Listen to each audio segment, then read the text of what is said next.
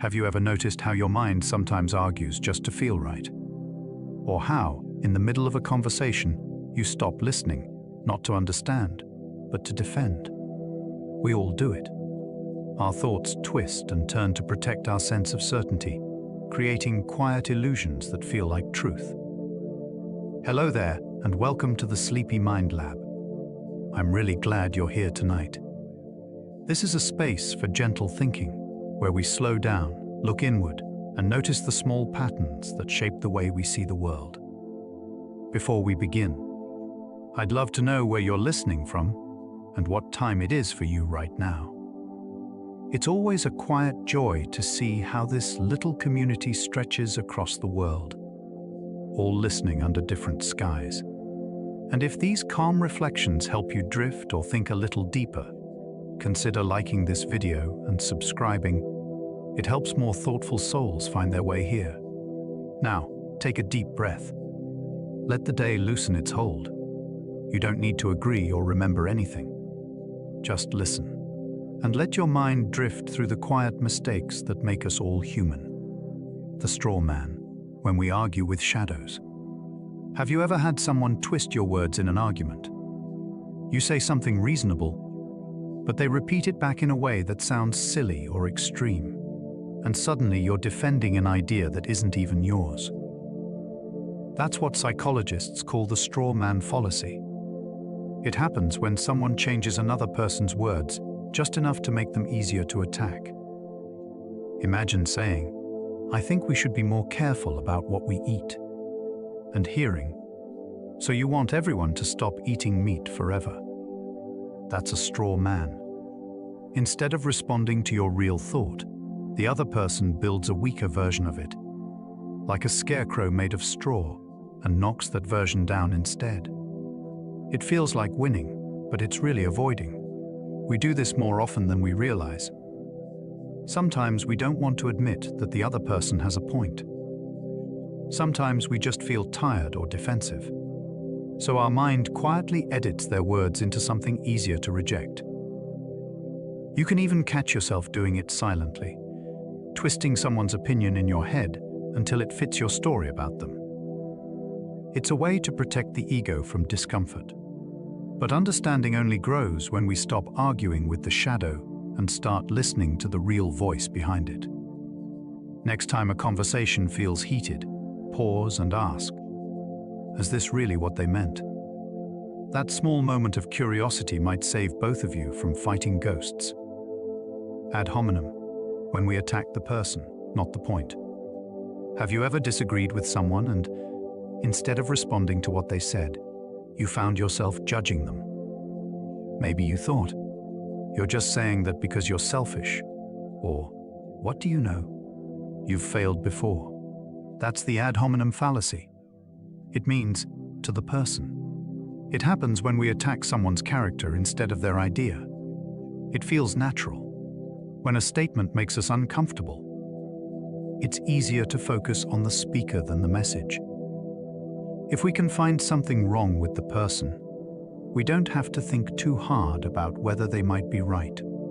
It's a quiet way of protecting ourselves. And in that protection, understanding disappears. You can see this everywhere, in politics, in arguments online, even in family conversations. Someone suggests an idea, and the response isn't, "That's not true because," but, "You're too naive," or "You always exaggerate."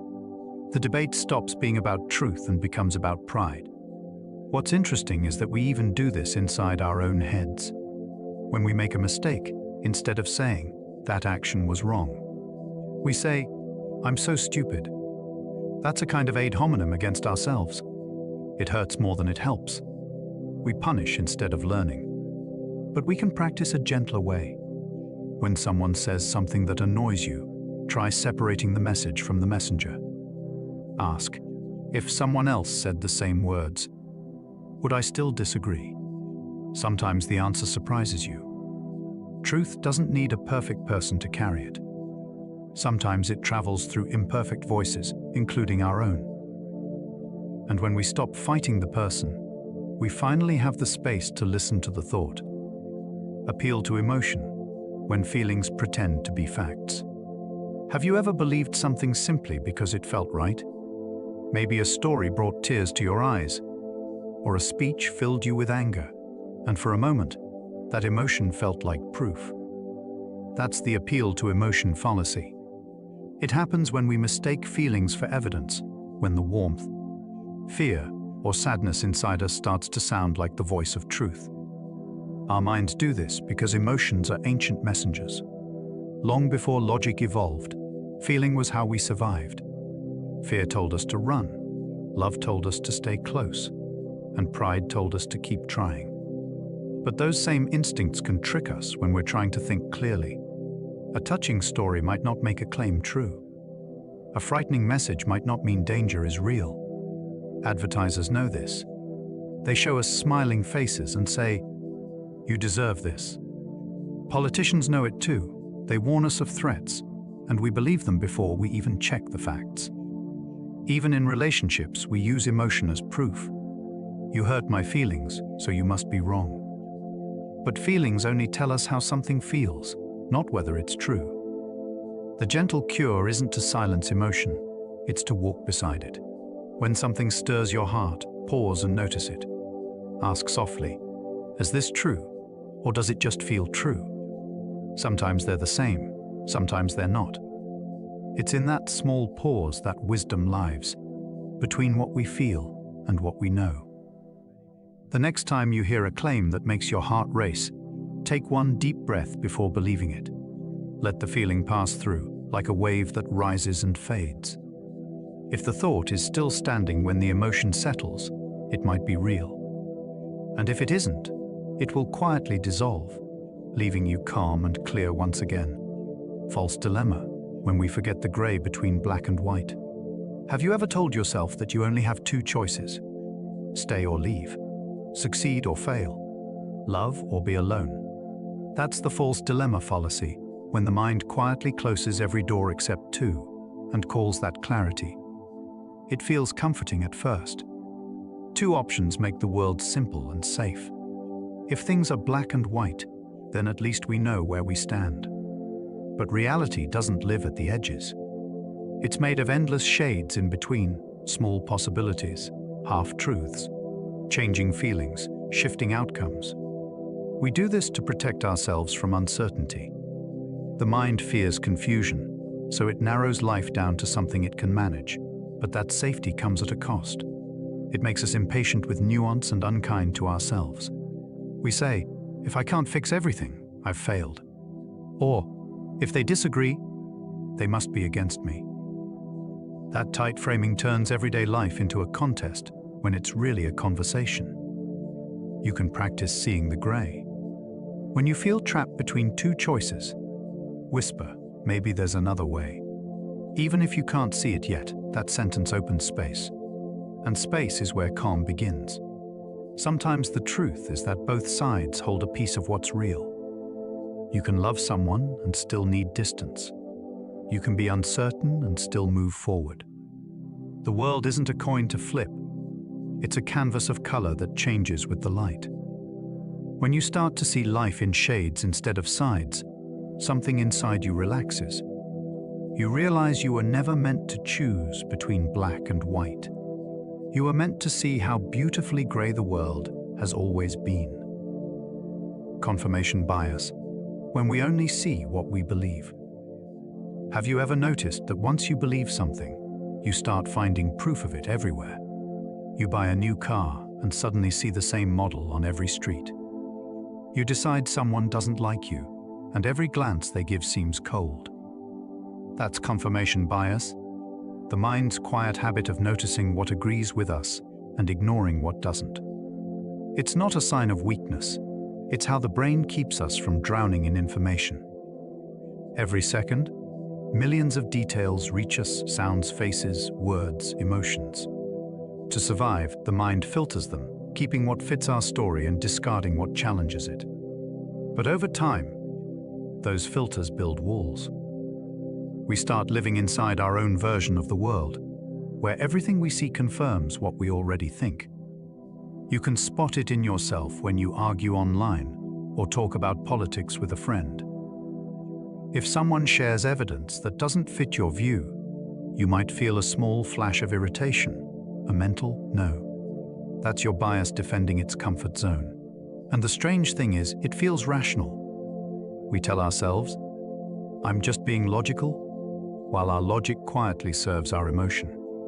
The gentle way out isn't to erase bias, it's to notice it with kindness. When you catch yourself saying, see, that proves I'm right, pause. Ask, would I believe this if it proved me wrong? That question alone can open a window. The truth is that every belief we hold is only as strong as the doubts we're willing to explore. When we dare to look at what doesn't fit, we don't lose our certainty, we deepen it. Because wisdom isn't about being right all the time.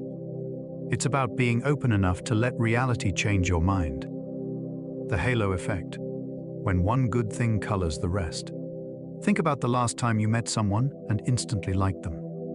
Maybe they smiled warmly, spoke kindly, or shared a small interest with you. And before you knew it, your mind quietly decided they must also be honest, intelligent, reliable, maybe even good at everything else. That's the halo effect, the gentle illusion that one positive trait shines light on all the others. Our brains do this to save energy. Judging people accurately takes time, and time feels risky. So instead, we let one impression guide the whole picture. It's not just people, it happens with brands, teachers, even ideas. If something starts well, it stays bathed in that first glow, and we stop looking closely. The same glow can also work in reverse, when one flaw darkens everything else. That's called the horn effect. But the logic is the same. You might notice this at work. A confident speaker sounds more competent, even when they're wrong. Or in love, we overlook red flags because kindness makes them fade. It's comforting to see the world in halos, simple, bright, predictable. But truth often lives in the uneven light beyond them. The way to soften this bias isn't to distrust everyone. It's to stay curious a little longer. When you admire someone, ask yourself, do I know this part of them, or do I just like the light they stand in? And when you dislike someone, wonder, is there something in their shadow I haven't looked at yet? The mind paints quickly because it wants closure. But people are not sketches, they are entire landscapes. When you slow down long enough to see beyond the glow, you begin to meet them, and yourself, as they really are. The bandwagon fallacy, when agreement feels like truth. Have you ever started doubting your own opinion, just because everyone around you seemed to think differently? Or maybe you agreed with something simply because so many others did, even if it didn't quite sit right inside you. That quiet pull toward the crowd is called the bandwagon fallacy. The feeling that if many people believe something, it must be true. It's one of the oldest instincts we have. For most of human history, belonging to the group meant survival. Being alone was dangerous, so our minds evolved to treat agreement as safety. Even now, in a world where danger rarely hides in disagreement, that reflex still whispers inside us.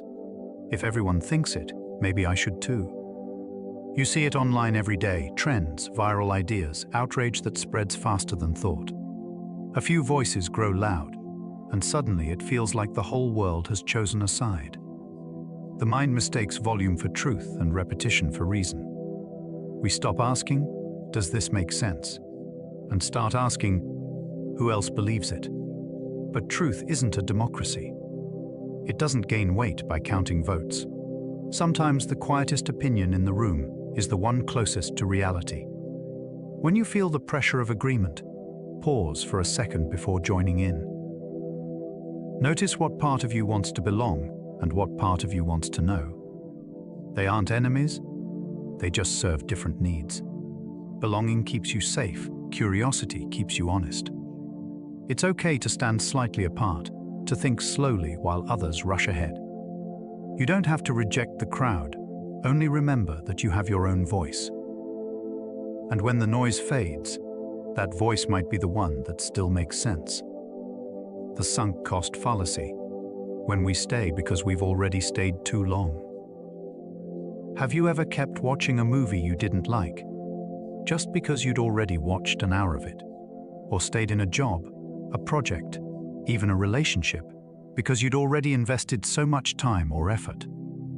That's the sunk cost fallacy, the quiet illusion that the more we've given, the more we must keep giving. It begins with a very human fear, the fear of waste. We don't want to admit that the hours, the energy, or the hope we've spent might not lead anywhere. So instead of walking away, we keep going, not because it still feels right, but because stopping would make all that effort feel meaningless. Our minds confuse commitment with progress. You can see it in small things, finishing a bad book just because you bought it, or in deep things, like staying in a path that no longer feels alive.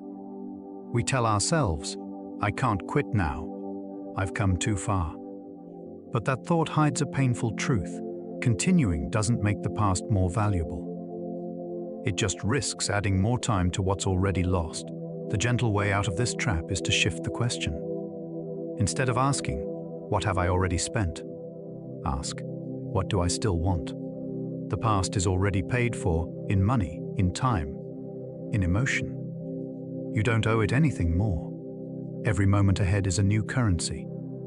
You can choose to spend it differently. Letting go doesn't mean you've failed. It means you've stopped letting yesterday make today's decisions. When you realize that what's gone is truly gone, something inside you exhales. You see that you were never trapped by your past, only by your wish to make it matter. And sometimes, the most powerful way to honor what you've already given is to finally stop giving it more. The gambler's fallacy, when randomness feels predictable. Have you ever watched a coin land on heads 5 times in a row and felt certain that the next one had to be tails? That quiet confidence is called the gambler's fallacy, the feeling that chance must somehow even out, that randomness keeps score. But in truth, the coin doesn't remember. Every flip is a new moment, untouched by the ones before. Our brains don't like chaos. They crave rhythm, order, cause and effect. So when randomness looks unbalanced, the mind steps in to restore harmony, inventing patterns that don't exist. It whispers, "Surely, it's due." That whisper gives us a feeling of control, a sense that the world is fair, that the universe has a memory. But reality has no obligation to feel fair. You see this in casinos, in lotteries, even in life itself. A person loses again and again and believes a win must be close, because luck can't stay bad forever. But luck isn't a tide, it's a dice roll, independent, forgetful, mercilessly fresh every time. And yet, the same illusion shapes how we see relationships, careers, and dreams. We think, after all this struggle, things have to turn around. It's a comforting story, but not always a true one. This doesn't mean the world is cold or meaningless. It just means that fairness is something we create, not something guaranteed. The more we accept that randomness has no pattern, the freer we become to make choices based on reason, not superstition. When life feels unfair, take a deep breath and remember, the universe doesn't owe you balance, but it also doesn't owe you despair. Each new moment is still a clean flip, untouched by what came before, waiting quietly for what you decide to do next. Post hoc fallacy, when we mistake sequence for causation. Have you ever noticed how easy it is to connect 2 events just because one happened after the other? You take new vitamins, and soon you feel better, so the vitamins must have worked. You wear your lucky shirt and win the game, so the shirt must be magic. That's the post hoc fallacy, short for post hoc ergo propter hoc, Latin for after this, therefore because of this. It's the illusion that sequence equals cause. The mind craves order. It doesn't like loose threads or empty spaces. So when 2 things happen close together, we naturally stitch them into a story. One must have caused the other. It's comforting. It gives the world logic, meaning, predictability. But the truth is, life is far more tangled. Coincidence often wears the costume of causation. You can see this in science, in superstition, even in everyday life. People say, "I started meditating, and then everything got better." Maybe it did help, but maybe they also started sleeping more, or worrying less, or time simply passed and wounds healed on their own. We love simple explanations because they make us feel in control. Yet reality almost never has a single cause. The kind way to handle this fallacy isn't to stop believing in connections, it's to test them gently. When you notice yourself saying, "This happened because of that," pause and ask, could there be something else at work? You might find a dozen hidden threads you didn't see before. In a way, this fallacy is a sign of hope. It shows our deep desire to make sense of things, to find patterns in the noise. But wisdom grows when we can hold both truths, that life has patterns, and that sometimes it's just the wind. And maybe peace comes from learning to live gracefully with both. Illusion of control, when coincidence feels like choice. Have you ever pressed the elevator button twice, as if that might make it come faster? Or felt that if you hoped hard enough, or worried long enough, you could somehow shape what happens next? That quiet belief is called the illusion of control, the feeling that we can influence things that are really beyond our reach. It's not foolish, it's human. The mind is built to find cause and effect, to believe that effort changes outcome. And most of the time, that's true. We study, we practice, we plan, and life responds. But when randomness steps in, traffic jams, weather, luck, fate, our sense of agency collides with chaos. To protect itself, the brain pretends control still exists. It's a comforting illusion, a small story that makes the unpredictable feel predictable again. You see it in rituals, touching wood for luck, checking a message one more time, just in case, believing that thinking of someone will make them call. These tiny behaviors don't change the world, but they soothe the part of us that hates uncertainty. And in moderation, they can even calm us. The problem comes when illusion replaces acceptance, when we blame ourselves for everything we can't control. Sometimes we carry invisible guilt for things we never caused, a friend's sadness, a parent's anger, a missed chance that was never really ours to catch. Letting go of this illusion isn't weakness, it's trust. It's saying, "I'll do what I can and let life handle the rest." Control gives comfort, but surrender gives peace. When the elevator feels slow or life refuses to move faster, press the button once, then breathe. The world isn't waiting for your worry. It's already on its way, in its own quiet time. Clustering illusion, when patterns appear in the noise.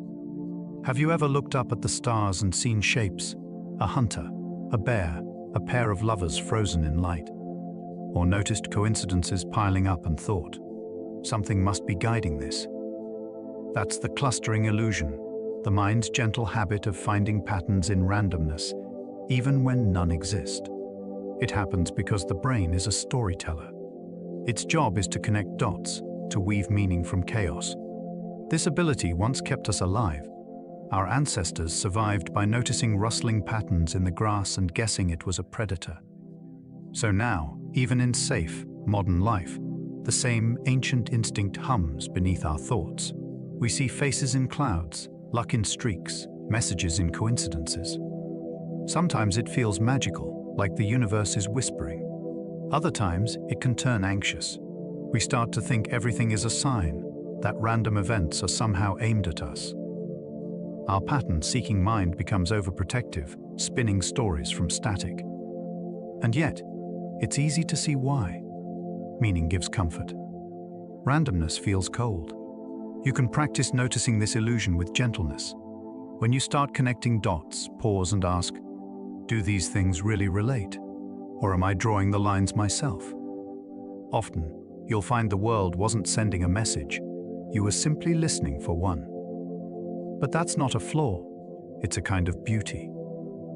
The fact that our brains look for patterns means we are always searching for sense, for story, for home. The trick is to balance wonder with awareness, to let the stars be stars, and still enjoy the constellations we see in them. Because even if the patterns aren't real, the comfort we find in them often is. Fundamental attribution error, when we forget circumstance.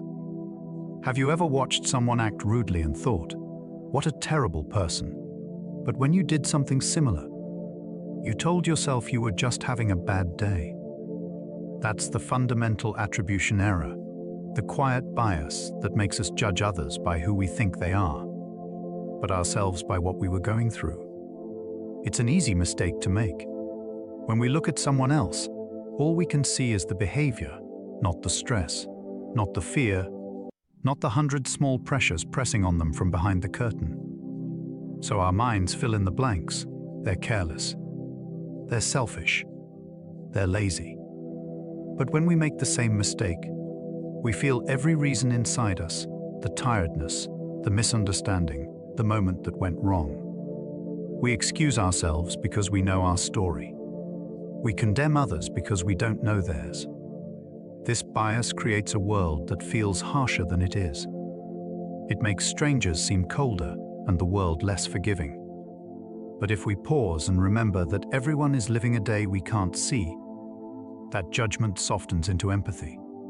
You can test it gently the next time someone cuts you off in traffic or snaps in a line. Instead of labeling, wonder, what might be happening behind that action? They could be scared, grieving, or just lost in thought, just like you've been. Understanding this fallacy doesn't mean excusing bad behavior. It means seeing the full picture before deciding what's fair. It invites patience, and patience invites peace. When you catch yourself thinking, what's wrong with them? Try changing the question to, what might have happened to them? You'll still see the same world, but softer, kinder, and more human. Just world fallacy, when we pretend life is fair. Have you ever heard someone say, everything happens for a reason? Or found yourself thinking that good people deserve good things, and bad people eventually get what's coming to them? That comforting idea is known as the just world fallacy, the belief that life is fundamentally fair, that the world naturally balances reward and punishment. We cling to it because randomness feels unbearable. If bad things can happen to good people for no reason at all, then none of us are safe. So our minds build a softer story. The world is orderly, moral, and predictable. It lets us sleep at night, believing our actions guarantee our outcomes, but reality often disagrees. Innocent people suffer, and cruelty sometimes succeeds. Luck chooses sides we can't explain. And yet, we resist this truth, because letting go of fairness feels like letting go of hope. So instead, we twist the story. We blame victims to protect our belief in justice. She must have done something wrong. We simplify tragedy into lesson. Maybe it was meant to happen. The story feels kind, but it hides the real kindness, empathy. The gentle cure for this fallacy is not cynicism, but compassion. To admit the world isn't fair is painful, but it frees us to care more deeply for one another. We stop asking, what did they do to deserve this? And start asking, how can I help? It turns belief in justice into acts of mercy. Fairness is not built into the universe, it's built between us. Every time you choose understanding over blame, you make the world a little fairer than it was before. And maybe that's how balance truly begins, not as a rule of fate, but as a kindness we create. Actor-observer bias, when we excuse ourselves, but not others. Think about the last time you were late for something. Maybe you told yourself, the traffic was bad, or I had too much to do. Now, imagine someone else showing up late to meet you. How quickly does your mind whisper, they're careless, or they don't respect my time?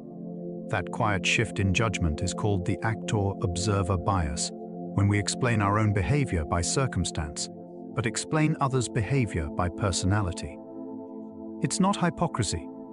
It's simply how perception works. When you look at yourself, you see the whole picture, the stress, the mourning, the reasons. But when you look at someone else, you only see the surface. You can't see their story, So your mind fills in the gaps with traits: lazy, selfish, disorganized. It's the same event viewed from two different angles, inside and outside the moment. This bias shows up in every part of life. Drivers call others reckless but themselves cautious. Parents blame teenagers for moodiness, forgetting how it felt to be misunderstood. Leaders blame workers for mistakes but forgive their own as strategic risk. It's all the same lens, self seen through context, others seen through character. The gentle way to soften this bias is through humility. When someone behaves in a way that frustrates you, pause and ask, if I were them, what might be going on behind the scenes?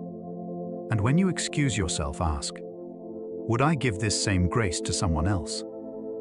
Empathy begins in those small reversals, when we trade judgment for curiosity. Because once you realize everyone's story is invisible from the outside, it's easier to treat each other not as actors in your play, but as observers in their own. And from that shared understanding, patience quietly grows. Self-serving bias, when success belongs to use and failure does not. Have you ever noticed how easy it is to take credit when things go right, and how quickly we find explanations when they don't? When we succeed, we say, I worked hard, I earned this. When we fail, we say, it wasn't my fault, the timing was bad, someone else messed up. That's the self-serving bias, the mind's quiet habit of protecting our self-image by claiming victories and deflecting blame. It begins with a simple wish, to feel like good, capable people.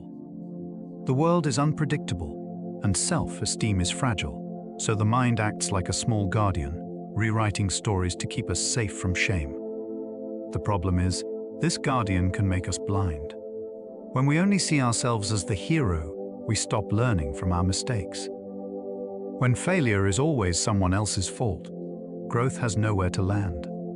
You can watch this play out everywhere, in sports, politics, relationships, and everyday life. When the team wins, it's because of talent. When it loses, it's because of the referee. When a friend pulls away, we tell ourselves they've changed, not that we might have hurt them. It's comforting to think that way, but comfort and truth don't always hold hands. The gentle way to break this pattern isn't through harsh self-criticism, but through balance. When something goes right, celebrate. But remember the help, the luck, the timing that made it possible. And when something fails, resist the urge to run from it. Ask softly, what part of this is mine to learn from? That question doesn't bruise your confidence, it strengthens it. The self-serving bias tries to keep your reflection spotless, but real self-worth isn't about spotless glass. It's about being brave enough to look at the smudges and still see someone worth understanding. Hindsight bias, when everything feels obvious after it happens. Have you ever looked back on something and thought, I knew it all along? A relationship ending, a company failing, a friend's choice gone wrong, and suddenly the signs feel obvious, the outcome inevitable. That's the hindsight bias, the mind's quiet illusion that the past was more predictable than it really was. It comes from our deep need to make sense of what's already happened. Uncertainty feels messy, but hindsight cleans it up. Once we know the ending, our memory edits the story, rearranging the details until it all seems to lead perfectly to where we've landed. The brain smooths the edges, connects the dots, and whispers, you should have seen it coming. But the truth is, we almost never do. Before the ending, there were always too many possibilities. We forget the versions of ourselves that didn't know what would happen. The guesses, the hopes, the doubts that existed before the answer appeared. Hindsight erases those and replaces them with confidence. It's why people overestimate their ability to predict outcomes, why we blame ourselves for not knowing better, and why we sometimes judge others for mistakes that only look obvious after the fact. You can soften this bias by practicing gentleness toward your past self. When you hear that inner critic say, you should have known, reminded that you couldn't have. You were doing the best you could with the information you had at the time. That's not blindness, it's being human. The future will always look clear in the rearview mirror. What matters is not that we didn't predict it, but that we keep learning how to move through uncertainty without punishing ourselves for not being prophets. False memory, when imagination masquerades as experience. Have you ever remembered something so vividly that you could almost see it, only to later discover it never really happened? Maybe a conversation you were sure took place, a childhood event you can picture in perfect detail, or a moment you've told so many times that it feels like truth. That's the false memory. When the mind's imagination becomes so convincing that it rewrites reality. It doesn't happen because we lie, but because memory isn't a recording, it's a reconstruction. Every time you recall something, your brain rebuilds it from fragments, emotions, images, context, suggestion. And in that rebuilding, tiny errors sneak in. They can come from what someone else said, what we wanted to believe, or what would have made the story make sense. With time, those details solidify, like wet paint that slowly dries into fact. You can see this in families where siblings remember the same moment differently. Each version feels real because it is real to the person who lived it through their perspective. Memory is not a window, it's a painting done from memory of another painting. And each retelling adds a new brushstroke. The gentle truth is that we are all unreliable narrators. We fill gaps to stay coherent, not deceitful. Our brains choose meaning over accuracy, comfort over chaos. And maybe that's okay.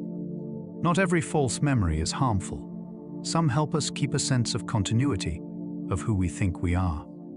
But it's worth remembering, confidence and accuracy are not the same. Next time you feel certain about a memory, pause and smile at that certainty. It's a sign of how beautifully creative the mind is, always protecting, always storytelling, always trying to make sense of time. Consistency bias, when we rewrite who we were to match who we are. Have you ever looked back on your past and felt sure you've always believed what you believe now? That your opinions, your values, your personality, they've been mostly the same all along. That's the consistency bias, the mind's quiet illusion that who we are has always been who we are today. It happens because change feels unsettling. To admit that we used to think differently can feel like betraying our current self. So the mind smooths the timeline. It edits memories to make our story coherent, turning a life of growth into a straight line of certainty. It's comforting. It gives us a sense of stability. But that stability comes at the cost of honesty. We all do this without meaning to. A person who now eats healthy insists they never really liked junk food. Someone who's become confident swears they were never truly shy. The brain quietly replaces old versions of us with updated ones, like software that deletes its history to keep running smoothly. It's not deception, it's maintenance. But remembering that you have changed is one of the kindest truths you can hold. It shows that growth is real, that you've learned, healed, adapted. Your past self wasn't wrong, they were simply earlier in the story. You don't need to erase them to be proud of who you are now. When you catch yourself saying, "I've always been this way," try to pause. Look back gently and see the parts that have shifted. There's beauty in that evolution, proof that your mind is alive, learning, and still becoming.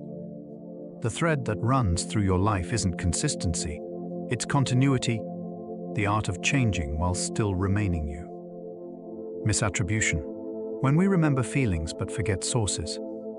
Have you ever felt a strong emotion, fear, warmth, guilt, nostalgia, but couldn't quite remember where it came from?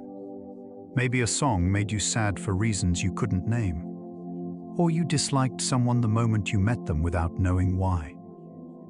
That quiet mix-up is called misattribution. When the mind remembers the feeling but loses track of its original source. It happens because emotions travel faster than memory. Our brains store sensations and moods separately from the stories that caused them. So when a similar moment arises, the old emotion returns, looking for a reason to exist. We then attach it to the nearest explanation. I must dislike this person. This place gives me bad vibes. Something feels off. But often, the feeling isn't about the present at all. It's a ripple from the past, echoing through a new surface. You might have experienced this while watching a movie and suddenly crying without understanding why, or feeling anxious in a familiar smell you can't place. The body remembers what the mind has filed away. In those moments, we aren't irrational, just layered. The heart carries its own archive, and sometimes it opens a drawer we didn't mean to touch. Understanding this fallacy can make life gentler. When a strong emotion arrives out of nowhere, pause before judging it. Ask, is this about now, or something older wearing a new face? Even if you never find the source, the question itself brings calm. The truth is, every feeling is a traveler, carrying pieces of where it's been. And when we learn to greet them with curiosity instead of confusion, we give ourselves permission to feel without always needing to explain. That's not weakness, it's awareness. And awareness, over time, softens everything it touches. Affect heuristic, when emotion replaces evidence. Have you ever made a decision that felt right, even when you couldn't explain why? Choosing a product because you liked the packaging, trusting someone instantly, or rejecting an idea because it made you uneasy. That's the affect heuristic, when we let our emotions act as shortcuts for judgment, replacing careful reasoning with quick feeling. The mind does this to save time. Every day, we make hundreds of small choices, and analyzing each one would exhaust us. So the brain uses emotion as a guide. Pleasant means safe, unpleasant means risky. It's efficient and sometimes accurate. The problem is that emotions aren't always aligned with reality. A charming speaker can make a weak argument sound brilliant. A frightening image can make a minor risk feel deadly. Our feelings are fast, but they can also be fooled. You can see this in how people react to technology, health scares, or news. We overestimate danger when we feel fear, underestimate it when we feel confident. The more emotional the context, the less objective our reasoning becomes. It's not stupidity, it's evolution. Long before logic, emotion kept us alive. The gentle solution isn't to distrust feelings, it's to give them company. When something feels right or wrong, take a quiet moment to ask, what's this feeling trying to tell me, and what might it be hiding? Maybe the fear is useful, or maybe it's just echoing an old story. Either way, curiosity softens the reaction. Our emotions are like wind, powerful, invisible, and quick to change direction. If we learn to sail with them instead of being thrown by them, they can still guide us, not as proof, but as signals.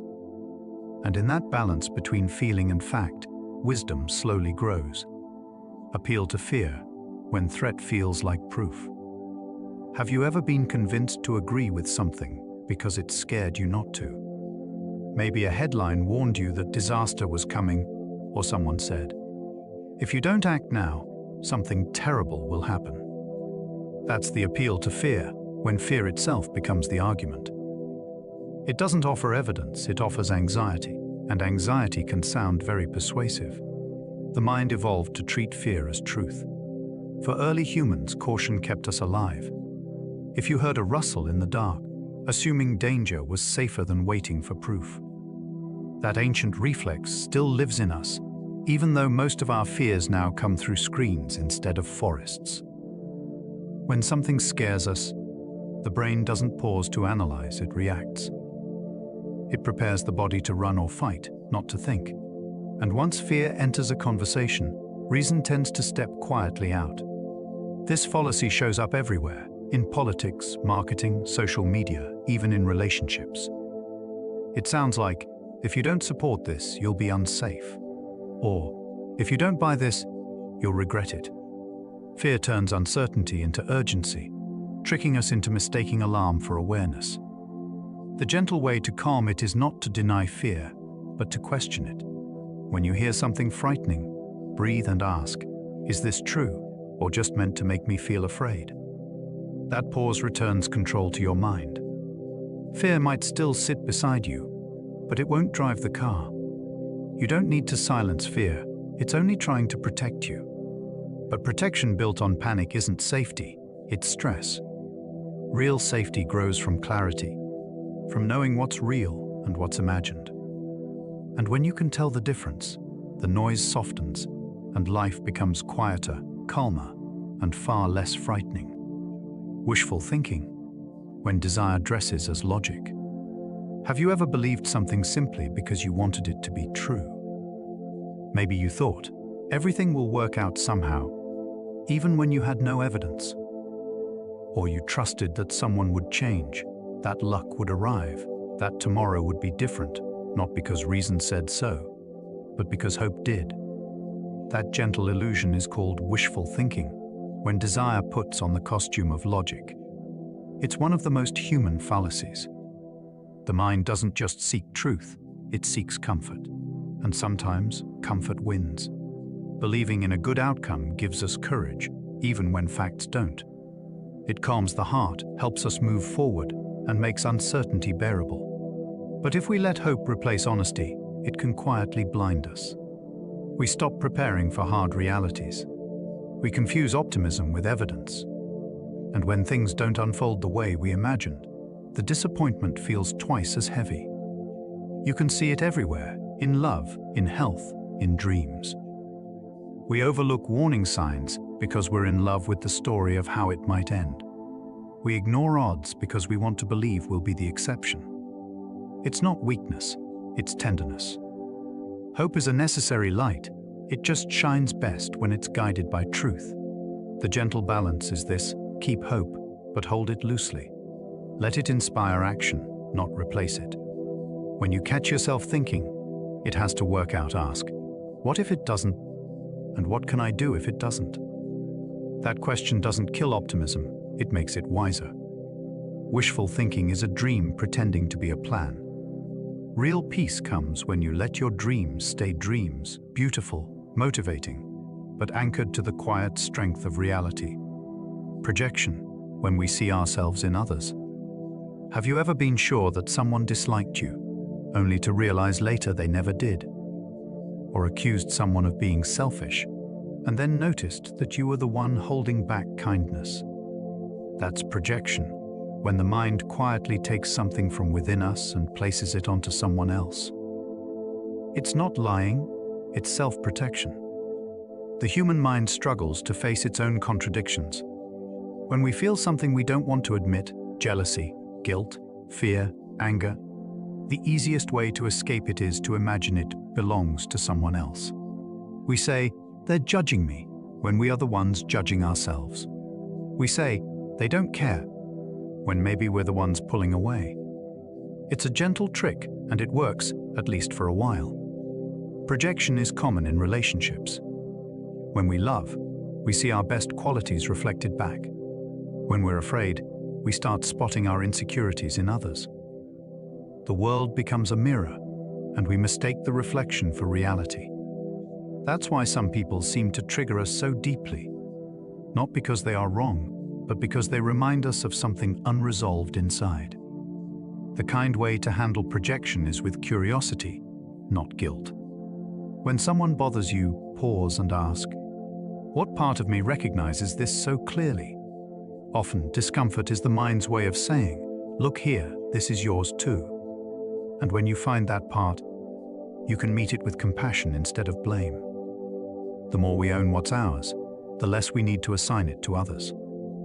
And slowly, the world stops feeling like a hall of mirrors and starts feeling like a place full of real, complex people, each carrying their own reflections, just like you. Groupthink, when harmony silences honesty. Have you ever sat in a meeting, a classroom, or a group chat and kept quiet even though something didn't feel right? You looked around, noticed everyone agreeing, and thought, maybe I'm the one who's wrong. That quiet pressure is what psychologists call groupthink. when the desire for harmony and belonging becomes stronger than the desire for truth. It's one of the mind's softest traps. We all want to belong. To disagree feels risky, it threatens connection. So the brain, built for survival, whispers, "Stay with the herd. Don't be the one who ruins the peace." And we listen. We nod, we smile, and slowly, a group that once contained many minds begins to think as one. Groupthink feels warm at first, safe, united, efficient. But underneath that comfort, curiosity quietly fades. People stop challenging ideas, stop asking hard questions. Bad decisions begin to look unanimous. Whole teams, even nations, can make mistakes that no single member would have made alone. You can feel it in small ways too. When friends agree to plans no one really wants. Or when silence fills the room because everyone's waiting for someone else to speak. No one wants to break the illusion of agreement. The gentle cure is courage, not loud defiance, but quiet honesty. When you feel the weight of agreement pressing on your chest, try saying softly, "I see it differently." Sometimes, that single sentence is enough to wake others from the same silence. Harmony is beautiful, but only when it includes honesty. True unity isn't a room where everyone nods. It's a space where people can disagree and still feel safe. And when you dare to speak with kindness, you remind others that thinking for themselves is still allowed and deeply needed. In-group bias, when use, feels more true than them. Have you ever noticed how natural it feels to trust people who seem like you? Maybe they share your background, your values, your team, your taste. You don't even need proof they're right. Something inside just relaxes. That quiet comfort is the in-group bias, the tendency to believe, favor, and protect the people we see as part of our group. It's an ancient instinct. For most of human history, survival depended on belonging. Our ancestors lived in small tribes where loyalty meant safety. So our brains learned to draw invisible circles, us inside, them outside. Those circles still shape how we think, not through hate, but through habit. We do it gently. We forgive mistakes from our side, but judge them harshly in others. We assume the best of people who share our beliefs and doubt those who don't. Even small differences, language, clothing, taste, can quietly tip our judgment without us noticing. It feels like fairness, but it's really familiarity wearing the mask of truth. You can see this bias everywhere, in politics, workplaces, fandoms, even families. It divides not through anger but through warmth. We simply give more grace to those who feel like home. The danger is subtle. When we only listen to our own circle, our world grows smaller. The gentle way to soften this bias is through curiosity. When you catch yourself siding with someone just because they're one of us, pause and ask, would I feel the same if they weren't? And when you meet someone from the other side, try to find the quiet ways they are also like you, afraid, hopeful, human. The borders between us and them are mostly drawn in the mind. And when you erase them, even just for a moment, the world feels a little more like one shared home.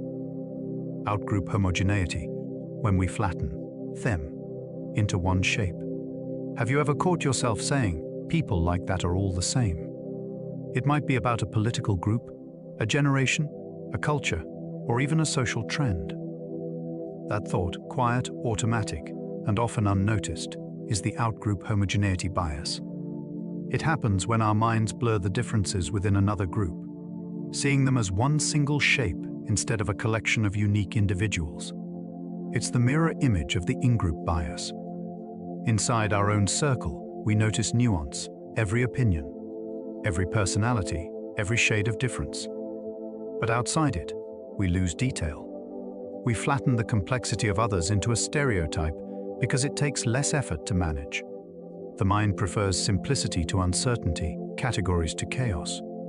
You can see this in everyday moments. We say, teenagers today don't care, ignoring that some do, some don't, and most are simply growing.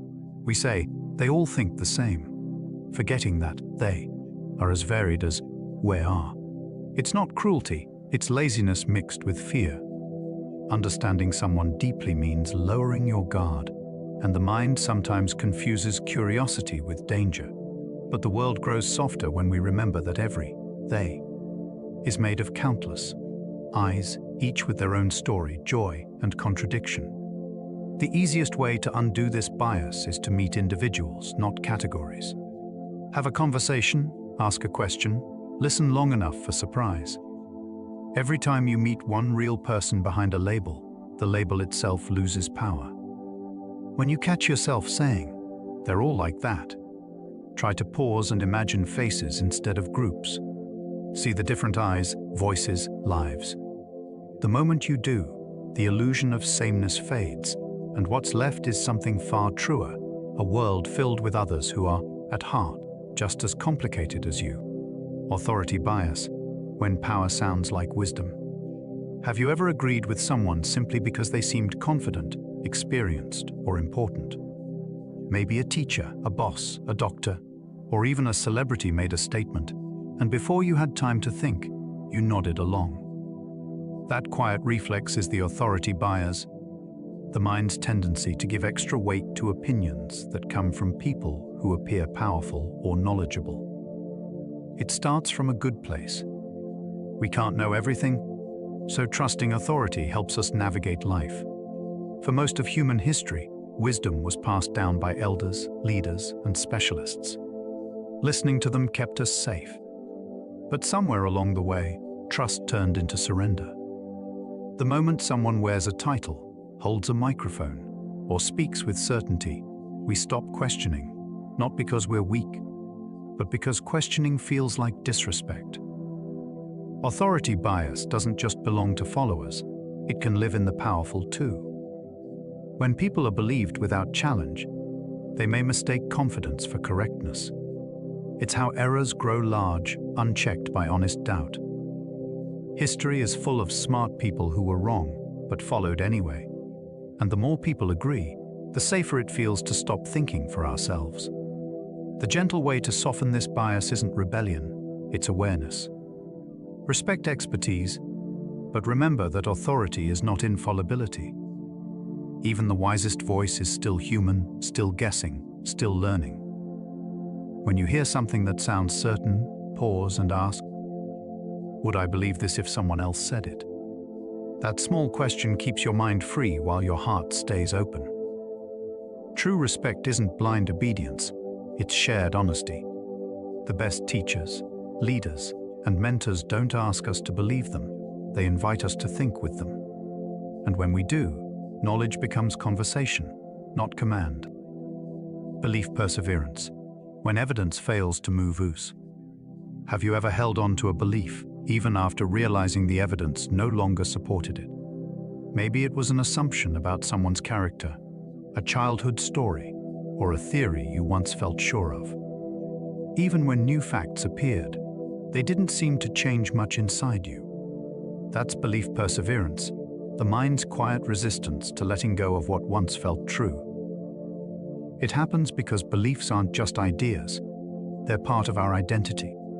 We build our sense of self around what we know, what we stand for, what we've defended. So when someone challenges a belief, it doesn't feel like a debate, it feels personal, almost like a small emotional injury. The brain protects itself by filtering new information through old convictions, twisting evidence until it fits what we already believe. It's not stubbornness, it's self-preservation. You can see this everywhere, in politics, in science, in personal relationships. Even the most intelligent people cling to beliefs that no longer make sense. Facts bounce off feelings, not because people hate truth, but because truth asks them to rebuild the world inside their minds. And rebuilding is painful work. The gentle cure is humility, the willingness to admit that we might not see the full picture yet. When new information makes you uncomfortable, pause and notice that feeling. That's the doorway where growth begins. You don't have to abandon everything you believed, just make space for the possibility that you were partly wrong. Beliefs give us comfort, but flexibility gives us wisdom. The mind that can change its mind isn't weak, it's alive. And when you allow truth to revise you, even just a little, you discover that letting go of certainty doesn't leave you empty, it leaves you open. Overconfidence effect, when certainty outruns accuracy. Have you ever felt absolutely sure about something, a memory, a prediction, an answer, only to later discover you were wrong? That's the overconfidence effect, the mind's tendency to trust its judgments more than it should. It's not arrogance, it's how our brains protect us from the discomfort of doubt. Confidence feels good. It gives decisions clarity and actions momentum. Without it, we'd hesitate forever, trapped between possibilities. But somewhere between healthy assurance and quiet humility, the mind starts mistaking feeling for fact. We don't just think we might be right, we know it. And that false certainty can lead us astray more easily than ignorance ever could. You can see this everywhere. Drivers who believe they're safer than average. Investors sure they can predict the market. Students confident they aced the test they barely studied for. Even experts fall for it, sometimes especially experts, because familiarity breeds a sense of control.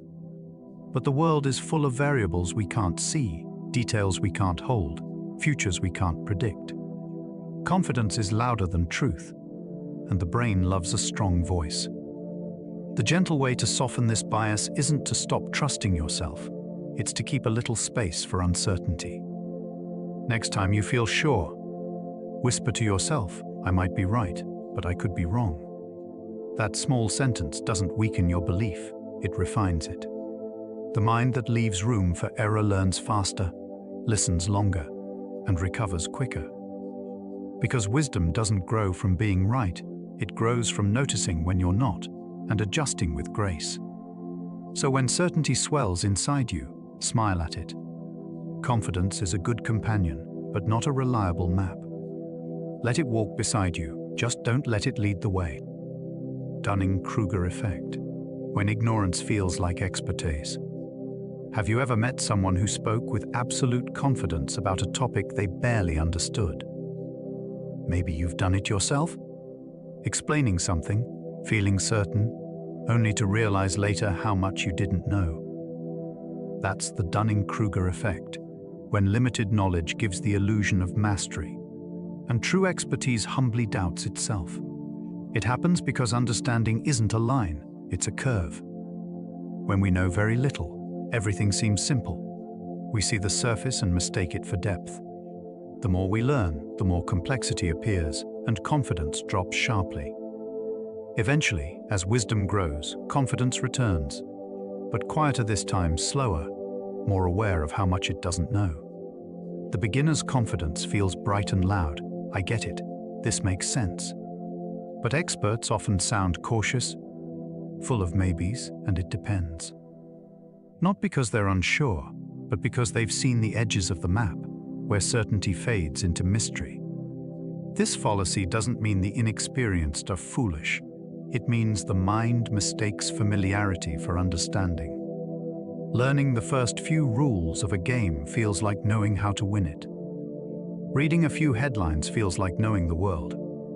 It's not arrogance, it's the brain saving energy, pretending the small picture is the whole one. The gentle cure is curiosity. When you feel sure, ask yourself, what might I be missing? When you feel lost, remind yourself, this confusion means I'm learning. Both thoughts protect you, one from pride, the other from despair. The wisest minds aren't the ones that know everything. They're the ones that never stop realizing how much there is left to learn. And if you can hold that humility with warmth instead of shame, you'll find that wisdom feels less like standing on a mountain and more like walking calmly through a forest that never ends. Cognitive dissonance, when the mind bends to stay comfortable. Have you ever caught yourself holding two beliefs that quietly contradict each other? Maybe you value honesty but tell a small lie to protect someone. Or you see yourself as kind, but remember moments when you weren't. That uneasy feeling that follows, the quiet tension between what we believe and what we do, is called cognitive dissonance. The mind doesn't like conflict. It craves inner harmony, the sense that our thoughts, values, and actions all align. When they don't, it whispers small justifications to patch the gap. We tell ourselves, it wasn't really a lie, or they deserved it, or it's not that serious. These stories ease the discomfort, but they also twist truth until it fits our comfort. You can see this everywhere. A smoker who knows it's unhealthy insists, "It helps me relax." A person who values kindness mocks someone, just for fun. A worker who hates a company still defends it, because leaving would mean admitting wasted years. The mind would rather bend logic than face pain. But dissonance isn't a flaw, it's a signal. It tells us when we're living out of tune with ourselves. The gentle path isn't to silence it, but to listen. When something inside feels unsettled, pause and ask, which part of me is being ignored? Maybe it's the value asking to be honored, or the fear asking to be understood. When you face that conflict honestly, the tension softens. The story untangles. You stop needing to defend your contradictions because you start realigning them. Peace doesn't come from being perfect. It comes from being consistent, not with an image, but with your truth. And in that honesty, even discomfort becomes a kind of calm. Loaded question, when framing forces agreement. Have you ever been asked a question that felt impossible to answer honestly, because every answer already made you guilty? Like, why are you always so defensive? Or, when did you stop being selfish? That quiet trap is the loaded question. It's not just a question, it's an accusation wrapped in grammar. The way it's framed forces you to accept a hidden assumption just by responding. The mind loves shortcuts. When we hear a question, we focus on replying, not dissecting. But a loaded question sneaks in a premise beneath our awareness. It assumes something is already true, and if we don't pause to notice, we end up arguing within someone else's frame instead of questioning the frame itself. You see this in arguments, interviews, even everyday conversations. When someone asks, "Why are you upset?" it quietly assumes you are. When they say, "How long have you been lazy?" the mind rushes to explain, "I'm not." But even denial still acknowledges the charge. The brain wants resolution, so it reacts before it reflects. The gentle way to spot a loaded question is to look for the trap beneath the words. Ask yourself, what is this question assuming? And is that assumption fair? You don't have to play by its rules. You can calmly step outside and say, "I don't accept the premise of that question." That simple sentence returns your freedom to think. A question can be a doorway or a cage. The difference is whether you notice who built it. And once you learn to listen, not just to what is asked, but to how it's asked, you'll find that truth often lives outside the sentence, waiting for someone quiet enough to hear it. Slippery slope, when fear becomes a forecast. Have you ever heard someone say, "If we allow this one thing, everything will fall apart"? Maybe it was a debate, a news story, or a conversation with a friend, and the argument leaped instantly from a small step to disaster. That's the slippery slope fallacy, when fear stretches a single moment into a whole imagined chain of collapse. It happens because our minds love stories. When something changes, even a little, we can't help but picture where it might lead. The brain fills in the blanks with its oldest survival instinct: protect the future. It builds a quick movie of what could go wrong. One law leads to tyranny. One mistake ruins a life. One indulgence destroys all discipline. And once that movie starts playing, it feels real. The emotion of fear becomes evidence of danger. You see this everywhere, in politics, in parenting, in the quiet corners of our personal lives. We tell ourselves, "If I take one day off, I'll never get back on track." Or, "If I forgive them once, they'll hurt me forever." It's not that we're irrational, it's that fear imagines momentum where there is only choice. The gentle cure is to slow the slide. Instead of racing to the bottom of the slope, pause on the first step and look around. Ask, what's the actual next event? Most of the time, it's small, manageable, reversible. The chain of doom exists only in thought. Caution is wise, but catastrophizing is exhausting. The future doesn't fall all at once, it unfolds decision by decision. And when we stay present, responding to what is instead of what might be, we find that balance and safety live not at the top or bottom of the slope, but on the steady ground of now. Circular reasoning, when logic chases its own tail. Have you ever heard someone give a reason that simply repeats their conclusion? Like, I know he's honest because he always tells the truth. Or, this rule is right because it's the rule. It sounds convincing at first, neat, self-contained, tidy. But that's the circular reasoning fallacy, when the argument loops endlessly back to itself, offering no real evidence at all. It's the logic of comfort. The mind wants certainty, and circular reasoning provides it, a smooth, enclosed world where nothing has to be questioned. If the conclusion feels true, we build the reasoning around it. We say, this belief is right because I believe it. And without noticing, we start mistaking repetition for proof. You can find this everywhere, in politics, religion, even personal habits. We justify actions by the same values those actions create. I'm a good person because I do good things. My actions are good because I'm a good person. The circle closes softly, and doubt has nowhere to enter. But truth doesn't live inside loops. It lives where thought meets challenge. Circular reasoning isn't dangerous because it's wrong. It's dangerous because it feels peaceful. It replaces investigation with affirmation. And when we live inside our own logic too long, we stop noticing that we've built a maze without an exit. The gentle way to break the circle is curiosity. Ask, what would make me wrong? If the answer is nothing, you're not reasoning, you're revolving. It's okay to have beliefs, but they should rest on something deeper than themselves, on evidence, experience, or the willingness to be tested. Because only when an idea can risk being wrong does it stand a chance of being truly right. Equivocation, when words wear more than one face. Have you ever listened to someone argue, only to realize halfway through that the same word seemed to change its meaning? It might be a debate about freedom, love, success, or truth, but each person is speaking a slightly different language without noticing. That's equivocation, when one word quietly shifts its meaning mid-conversation, and the logic built on it slips out of focus.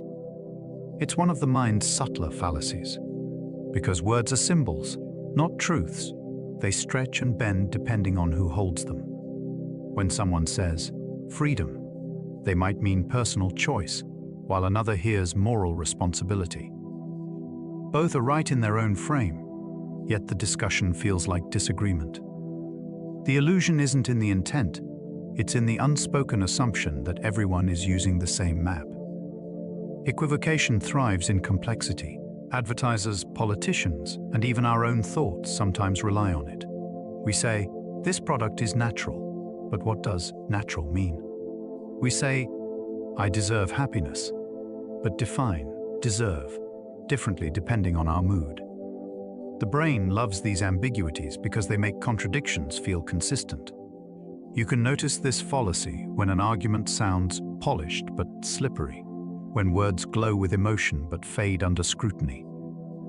The gentle cure is precision mixed with patience. When a word feels vague, ask softly, what do we mean by that? Not as a challenge, but as an invitation to clarity. Often, just defining the term dissolves the disagreement. Language is a bridge, but it can also be a fog. If you walk slowly enough, you'll see where it thickens and where it clears. And when you start hearing not just the words people use, but the meanings behind them, the fog lifts and understanding, quiet and real, takes its place. Correlation vs causation, when connection pretends to be cause. Have you ever noticed two things happening together and assumed one must have caused the other? Maybe ice cream sales rise when drowning accidents do, so ice cream must somehow be dangerous. Or maybe you slept well the night you wore your lucky shirt, so the shirt must have helped. That mix-up is one of the oldest mental tricks in the book. Correlation is not causation. Our brains are pattern-making machines. They evolved to connect dots quickly because, in the wild, speed mattered more than accuracy. If you heard a rustle and assumed danger, you lived. So now, even in safe, modern life, we still tie coincidences into cause and effect stories. When two things move together, we imagine an invisible string linking them, and that story feels satisfying, even when it's wrong. You can see this fallacy everywhere. People say, "My anxiety got better after I started this supplement," or "Crime rises when it rains." Maybe that's true, or maybe both are driven by something else entirely. Maybe time, temperature, or chance is the real author behind the scenes. The gentle cure is humility, a willingness to ask, could both be caused by something I don't see? It's not cynicism, it's curiosity. It's understanding that the world often moves in complex patterns, too layered for simple arrows of cause and effect. So next time two events align too perfectly, pause before declaring one made the other happen. Sometimes life's patterns are just overlapping rhythms, waves meeting by coincidence on the surface of a deep and restless sea. And realizing that doesn't make the world less magical, it makes it more honest. Regression fallacy, when change feels like proof. Have you ever noticed how problems often seem to improve right after you try to fix them? You take a new vitamin and your headache fades. You switch strategies and your luck turns around. You assume it worked. But often, that's the regression fallacy, mistaking a natural return to normal for the effect of your intervention. Life moves in cycles. Highs dip, lows rise, storms calm, motivation wanes and returns. But our minds, desperate for meaning, struggle to accept randomness as a reason. We like cause and effect. We like to believe our actions control the outcome. So when things naturally drift back toward average, we call it success. And when they drift the other way, we blame failure. You can see this in medicine, business, even sports. An athlete in a slump tries a ritual, then improves, not because of the ritual, but because slumps don't last forever. A student who scored unusually low one week usually improves next time, no miracle required. It's how statistics breathe. Extreme moments almost always slide back toward balance. The danger isn't that this bias deceives others, it deceives us. It gives us false confidence in cures, methods, or beliefs that might not truly help. It replaces understanding with comforting stories of control. The gentle way to soften it is awareness. When you see sudden change, ask yourself, could this just be the natural rhythm returning? Most of life is waves, peaks and valleys that need no magic, no punishment, no fix. Sometimes the universe doesn't respond to what we do. It simply continues its pattern. Recognizing that brings peace. Because once you stop trying to own every rise and fall, you start seeing life not as a graph to manage, but as a tide to observe, steady and serene. Texas sharpshooter fallacy, when we draw the target after we shoot. Imagine a man firing randomly at the side of a barn. Then, after the bullets have scattered across the wood, he walks up, finds a cluster of holes, and paints a perfect target circle around them. He smiles and says, "Look how accurate I am." That's the Texas sharpshooter fallacy, when we find patterns after the fact and mistake coincidence for precision. The mind loves stories that make sense in hindsight. It hates randomness, so it edits events until they line up neatly. We cherry-pick the details that fit and quietly ignore the ones that don't. We look back at success and see intention where there was luck. We highlight coincidences and call them fate. We find meaning in the noise, sometimes beautiful meaning, but rarely objective truth. You can see this bias in science, media, and everyday life.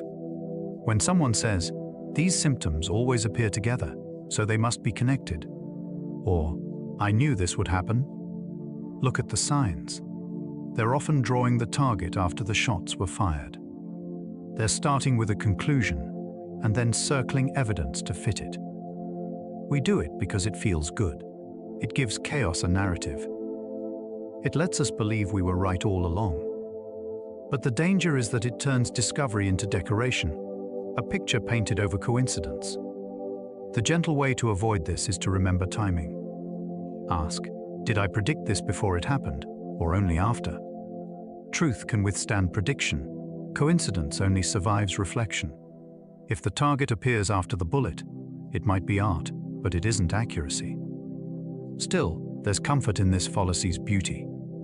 It reminds us how creative the mind is, always finding meaning, even in randomness. Just remember, not every pattern is destiny. Some are just the echoes of imagination on wood. Anecdotal fallacy, when stories stand in for statistics. Have you ever heard someone say, "Well, it worked for my friend, so it must be true"? Or maybe you've told a story yourself, a single vivid example, to prove a point about the world.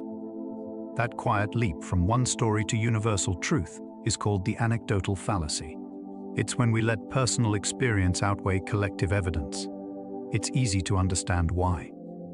Stories feel alive, numbers don't. Our brains evolved around campfires, not spreadsheets. A story sticks to emotion, while data lives in abstraction. When someone tells you a heartfelt example, "My grandfather smoked every day and lived to 90," that one voice feels more persuasive than 1,000 quiet data points. The mind values what it can imagine over what it can measure. But personal experience is small and biased. It doesn't show the whole picture, it only shows where we happen to stand. The world is vast and uneven. Every story is true for someone, but not for everyone. And when we build beliefs on isolated examples, we risk mistaking exception for rule. You can see this fallacy in politics, medicine, and daily life. We judge entire groups based on a single encounter, or dismiss research because it doesn't match our anecdote. It's comforting. Stories give us certainty, but truth often hides in the statistics we ignore. The gentle way to balance it is to hold both things at once: empathy for stories and respect for data. When someone shares their experience, listen fully. Then ask, is this typical or just personal? Both matter. One gives humanity, the other gives accuracy. Stories are how we feel truth.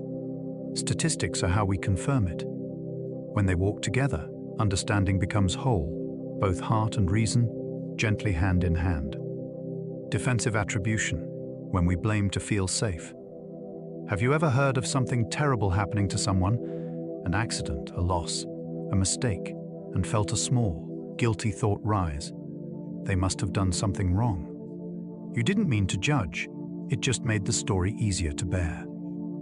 That's defensive attribution. When we blame others for misfortune so we can believe the world is safer, fairer, and more predictable than it really is. It's not cruelty, it's fear in disguise. If bad things happen randomly, then they could happen to anyone, even us. So the mind quickly rewrites the story. The victim must have made a bad choice, ignored a rule, or somehow invited the event. That belief creates distance between their misfortune and our vulnerability. It lets us feel protected by the illusion of control. You can see this bias everywhere, in news, in gossip, even in how we treat our friends. When someone gets sick, we say, they didn't take care of themselves. When someone is betrayed, we think, they should have seen it coming. These thoughts soothe us in the moment, but they shrink our compassion. They make empathy conditional, safe only when we're certain it couldn't be us. The gentle cure is courage, the courage to face how fragile life truly is. When something tragic happens, try not to ask, what did they do wrong? Ask, what can I learn about kindness from this? You'll find that empathy grows when we stop using blame as a shield. Life isn't fair, it's uncertain. But uncertainty doesn't have to make us afraid, it can make us tender. When we accept that bad things can happen to good people, we stop pretending control protects us and start realizing that compassion does. Illusion of superiority. when we believe we're the exception. Have you ever noticed how almost everyone thinks they're above average? Better drivers, more honest, more insightful than most people. Even those who call themselves humble often quietly believe they see the world more clearly than others do. That's the illusion of superiority, the soft, comforting bias that tells us we're the exception to the rule. It's not vanity, it's protection. We all need to feel competent and worthy to stay balanced. So the mind tilts reality just enough to make us look good in our own eyes. It edits small flaws out of memory and highlights the moments when we did well. It whispers, "You're not like them. You're trying harder, thinking deeper, doing better." And for a moment, that story feels true. But the danger is quiet. Comparison turns life into a mirror maze. When we judge others to lift ourselves, we learn less from them. When we assume we're the exception, we stop seeing how ordinary we really are, and how comforting that ordinariness can be, because to be average is to belong. To be imperfect is to be human. You can see this bias in relationships, workplaces, even morality. Everyone believes they're the reasonable one, the good one, the open-minded one. But if everyone is above average, who's left below? Reality doesn't bend that way, only our perception does. The gentle way out is humility, not the kind that puts you down, but the kind that evens the field. When you remind yourself, "I'm not the exception, I'm part of the pattern," a strange peace appears. You stop needing to win against others and start wanting to understand them. And in that shift, superiority fades, replaced by something much stronger, connection. Self-handicapping, when we build excuses before we fail.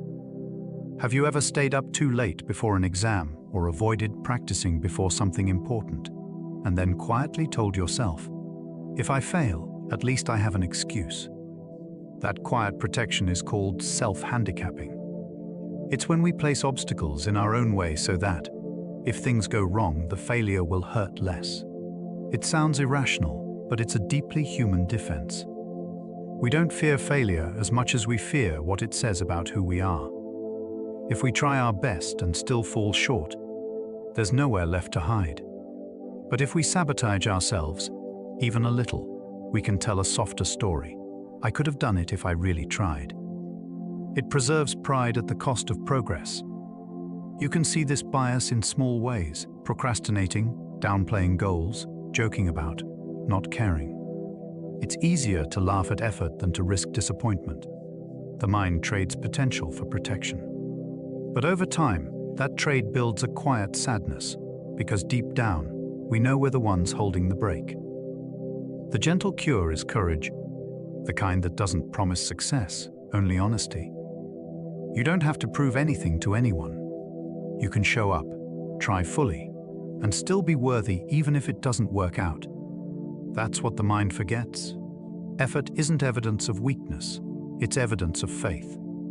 So when you feel the urge to make excuses before you begin, pause and ask, "What am I protecting myself from?" Then take one small, sincere step anyway. Because real freedom isn't found in avoiding failure, it's in learning that you can fail, face it, and still like who you are when the night is quiet. Spotlight effect, when we overestimate who's watching. Have you ever walked into a room and felt like everyone noticed something about you? A stain on your shirt, a bad hair day, the nervous way you spoke. Your heart beat faster, your cheeks warmed, and you imagined dozens of eyes quietly judging. That quiet panic is the spotlight effect. The mind's tendency to believe we're being observed and evaluated far more than we really are. It's a side effect of self-awareness. We spend every waking moment inside our own perspective, so we assume others are paying just as much attention to us as we are. But in truth, everyone is too busy shining their own spotlight inward, worrying about their own flaws, replaying their own words, thinking about their own day. The light we imagine on us is usually coming from within. You can see this bias in everyday life. Students think everyone remembers the one awkward moment they spoke up in class. Workers believe a small mistake ruined how their boss sees them. Even years later, we still cringe at memories no one else even recalls. The world rarely watches us as closely as we think. The gentle cure is perspective. When you catch yourself spiraling, they must think I'm foolish. They must have noticed. Try to remember, most people are doing the same thing in their own heads. They're under their own spotlights too. You don't need to shrink yourself to escape attention. You just have to realize how little of it there really is. When you let go of that imagined gaze, a soft freedom appears. The freedom to be imperfect, to exist without performance, to laugh at the moments you once hid. And when you step out of your own spotlight, you notice something beautiful. The world was never judging, it was just passing gently by. Moral licensing, when doing good feels like permission for bad. Have you ever done something kind and then felt oddly free to do something you wouldn't normally allow yourself to do? Maybe you helped a friend move, then snapped at your partner later. Or you donated to charity, then bought something extravagant because you deserved it. That quiet mental trade is the moral licensing fallacy. When one good deed feels like it earns us credit to act less kindly afterward. It's not hypocrisy, it's how the mind balances its emotional books. We like to think of ourselves as good people, and when we do something virtuous, that self-image shines a little brighter. But once the mind feels secure in its goodness, it relaxes its guard. It whispers, "You've done enough, you can afford this slip." And so the halo of one good act quietly shadows the next. You can see this bias in subtle ways. A person who exercises feels entitled to eat poorly. A company that donates to charity pollutes more freely. A friend who prides themselves on honesty tells small, harmless lies. Moral licensing feels fair, but it quietly confuses balance with permission. It turns ethics into a reward system rather than a compass. The gentle way to catch this bias is with mindfulness. When you feel yourself justifying an action because of something good you've done, pause and ask, would this still feel right if I hadn't earned it? If the answer is no, the license was never real. Being good isn't about earning moral points. It's about staying aligned with your deeper values, even when no one's watching, especially then. True goodness doesn't need credit. It's its own quiet reward. And when you act from that space, kindness stops feeling like currency and starts feeling like freedom. Moral luck, when judgment ignores chance. Have you ever judged someone harshly for the outcome of their actions, even though they meant well? Or felt proud of a success that, if you're honest, owed as much to timing and circumstance as to effort? That quiet imbalance between intention and result is called moral luck. When we measure morality not by what people meant to do, but by how things happened to turn out. It's one of life's crueler illusions. Two drivers drink the same amount. One gets home safely. The other causes an accident, and only one is condemned, though both acted equally. We punish the visible harm and reward the visible success, forgetting how much of either is guided by chance. We do this because outcomes are easier to see than motives. Our minds prefer clear stories, heroes and villains, winners and losers. But morality isn't math, it's weather, shaped by conditions we rarely control. Luck decides who is caught, who is spared, who is remembered as good or bad. And when we forget that, we start mistaking fortune for virtue. You can see this bias in how we judge ourselves, too. When things go well, we credit our character. When they go wrong, we blame fate.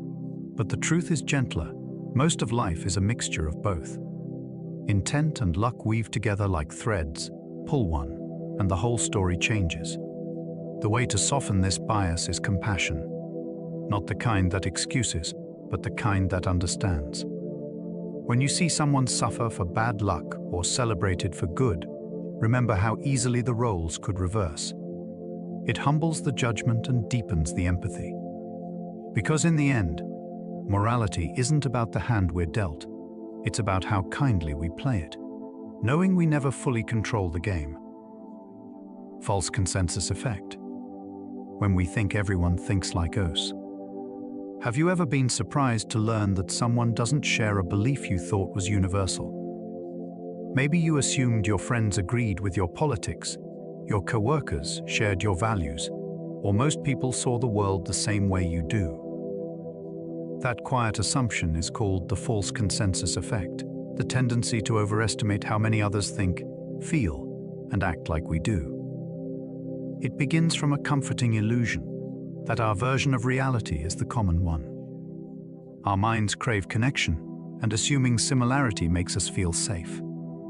If others see the world like we do, then we're normal, reasonable, and right.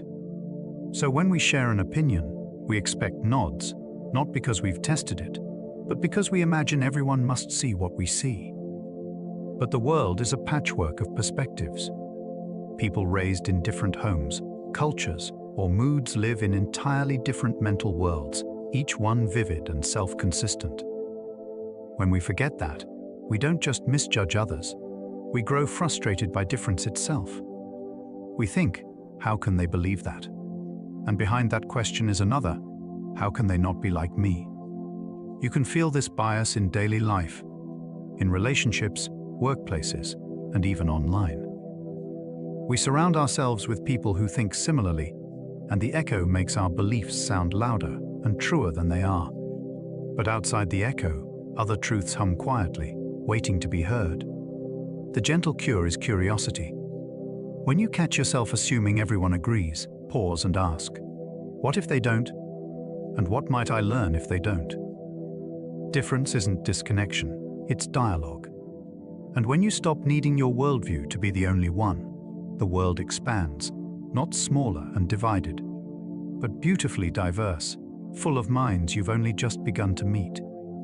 Purity fallacy. When imperfection feels like corruption.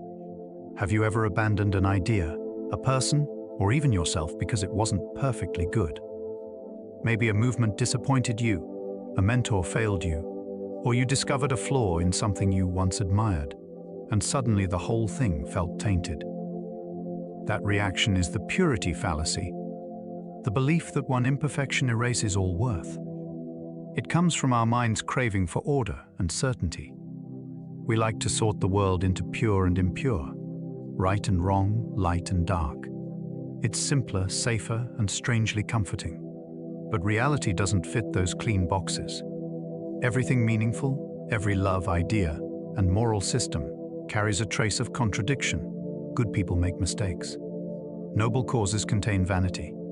Even truth is mixed with perspective. When we demand purity, we stop seeing nuance. We cut off teachers who falter, abandon beliefs when they show complexity, and turn our own guilt into self-exile. But perfection isn't honesty, it's fear disguised as virtue. We fear contamination, so we run from the very mess that makes things real. You can see this bias in politics, art, and relationships. The moment someone or something disappoints us, we call it broken. Yet maturity is learning to stay, to see the flaw and still find value, to hold both admiration and critique without collapsing into cynicism. The gentle way to loosen this fallacy is compassion, for others and for yourself. When you notice something isn't as pure as you hoped, ask, can it still be meaningful, even with its cracks? Often, those cracks are where light enters. Purity feels like safety, but it isolates us. Acceptance feels risky, but it connects us. And when we learn to live with the mixed, complicated beauty of things, we stop worshipping perfection and start loving truth, raw, imperfect, and deeply alive. The endowment effect, when having feels like owning. Have you ever noticed how something seems to grow in value the moment it becomes yours? A mug, a book, a car, even something small. Once it's yours, feels a little more precious than it probably should. That quiet inflation of attachment is called the endowment effect, the bias that makes us overvalue what we already possess simply because it belongs to us. It's not greed, it's identity.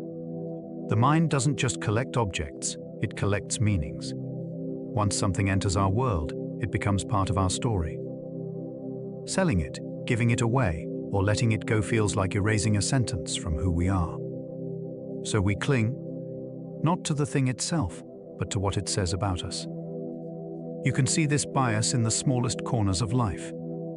Someone hesitates to sell a house, even when the offer is fair. A person defends an idea not because it's right, but because it's theirs. Even relationships, once claimed in the heart, can feel owned, as if love were property instead of connection. The line between mine and me becomes blurred.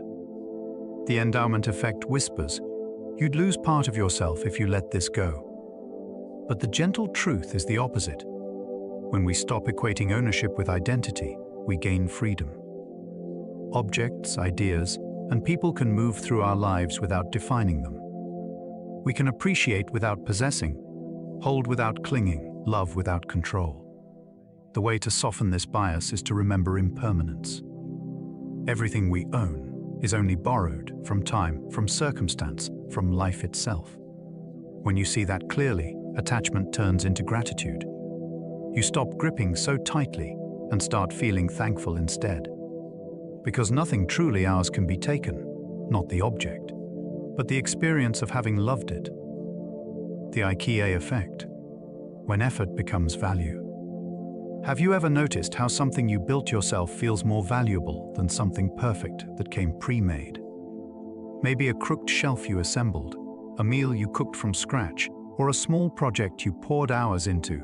Even if it's flawed, it feels special. That's the IKEA effect. The bias that makes us love things more simply because we invested effort into them. It's not foolishness, it's emotion disguised as craftsmanship.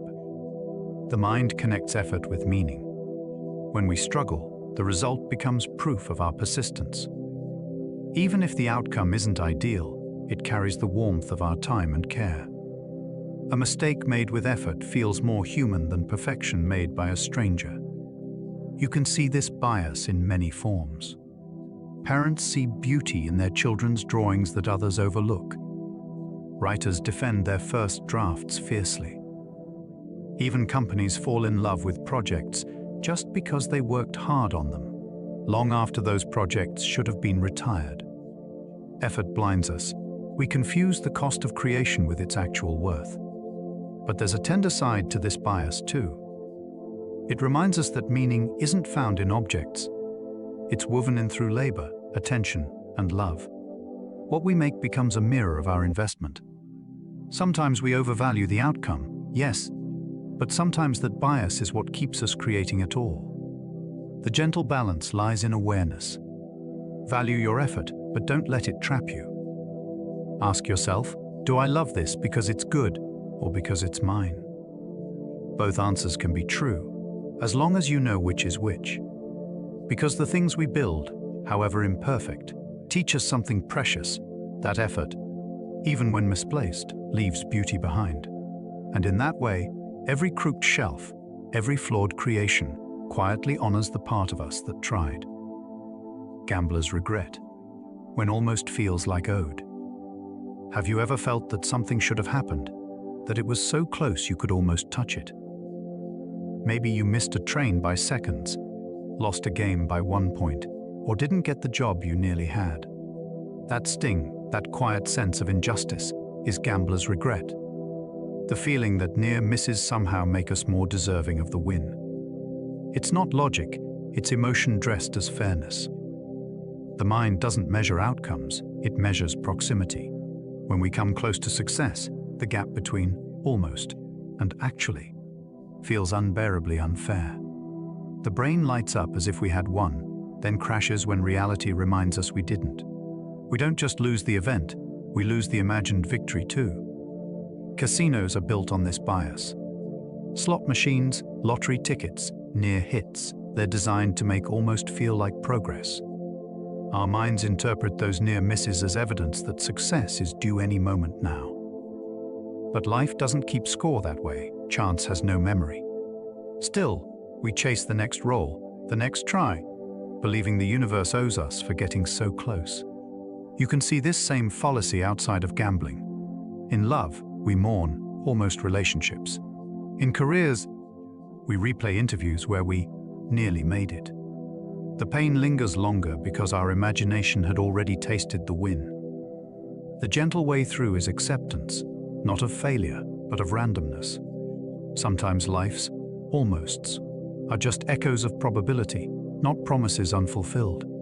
They remind us that effort and outcome don't always meet, and that's okay. When you let go of what you think the world owed you, you rediscover gratitude for what it gave instead.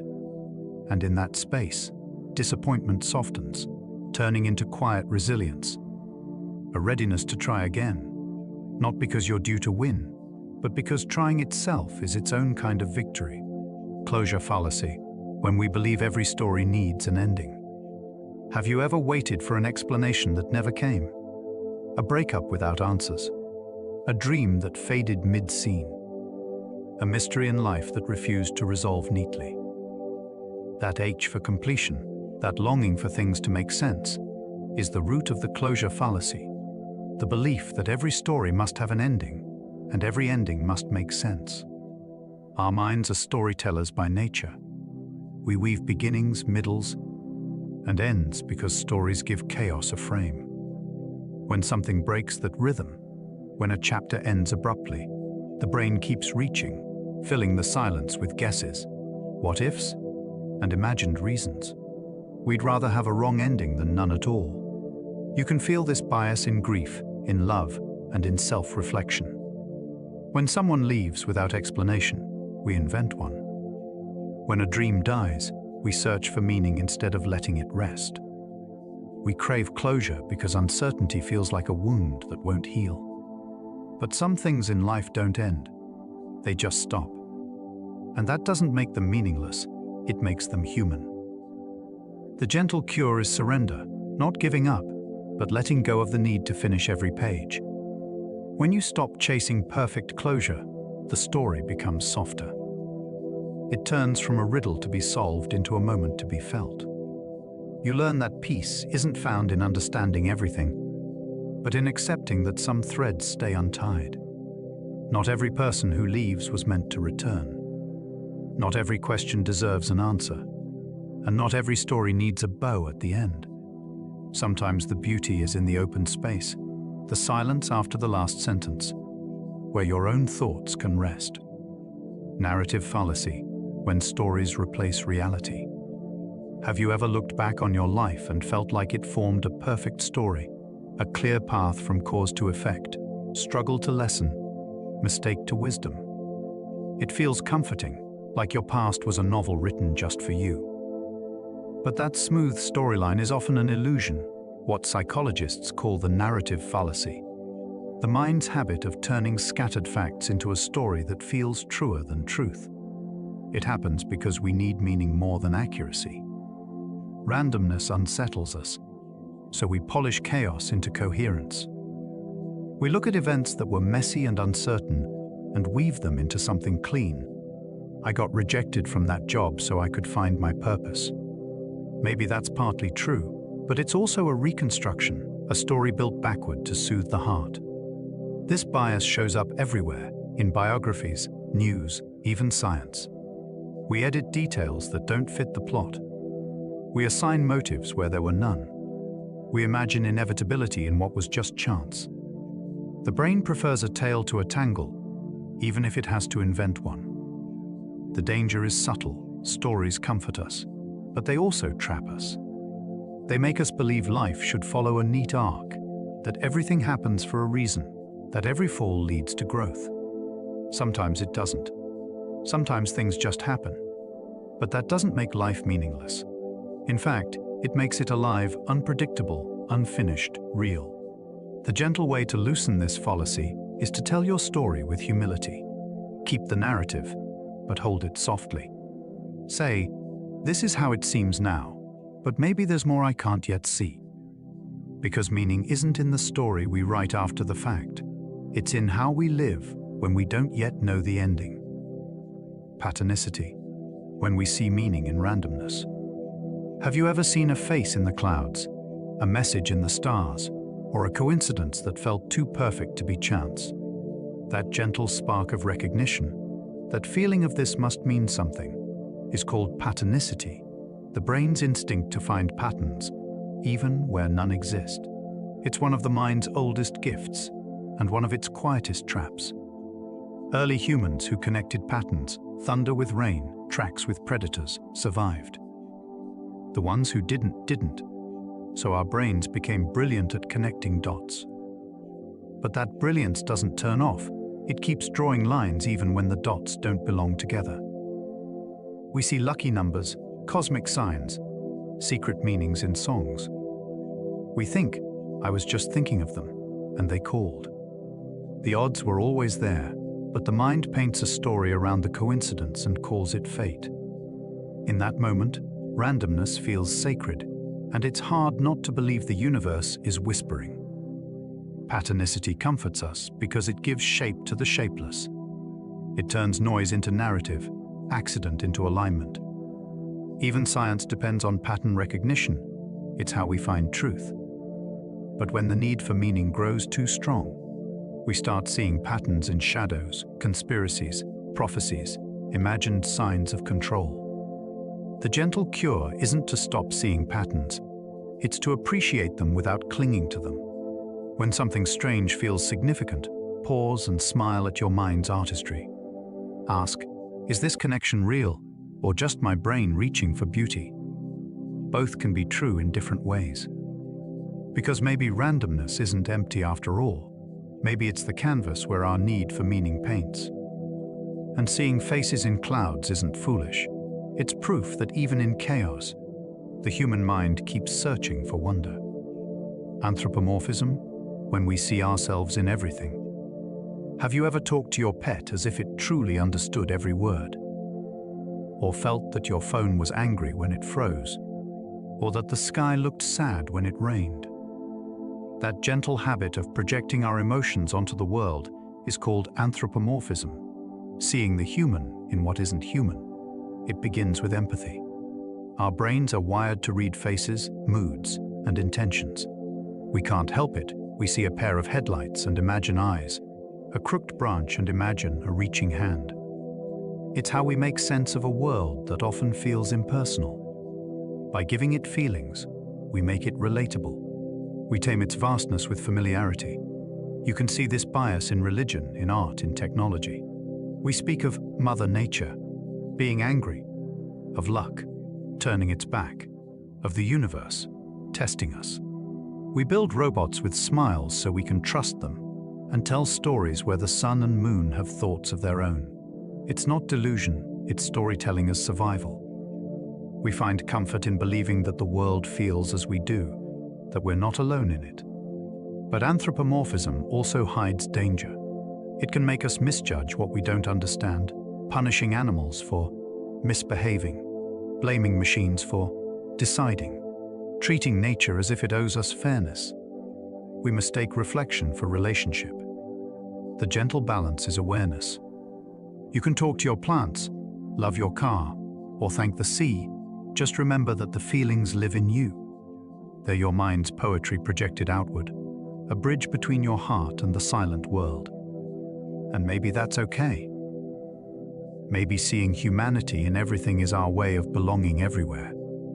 A soft reminder that even when the universe is silent, it still speaks in a language we recognize, our own.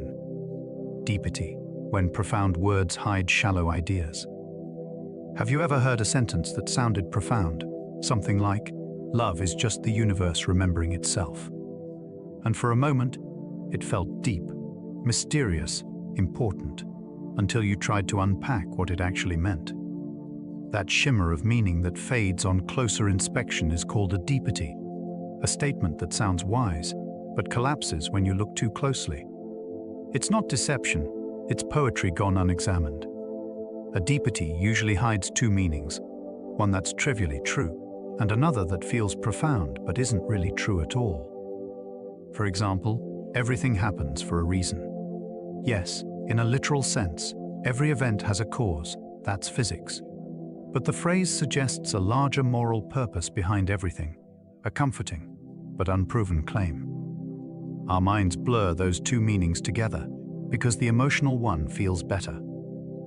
You can see this everywhere, in self-help slogans, political speeches, spiritual talk, even in our own reflections at 2 a.m. We want wisdom to sound beautiful, and we often confuse beauty with truth. The cadence of words, the rhythm of language, the glow of emotion, they create the illusion of depth. And the mind, hungry for clarity, mistakes the echo for the source. But not all deepities are dangerous.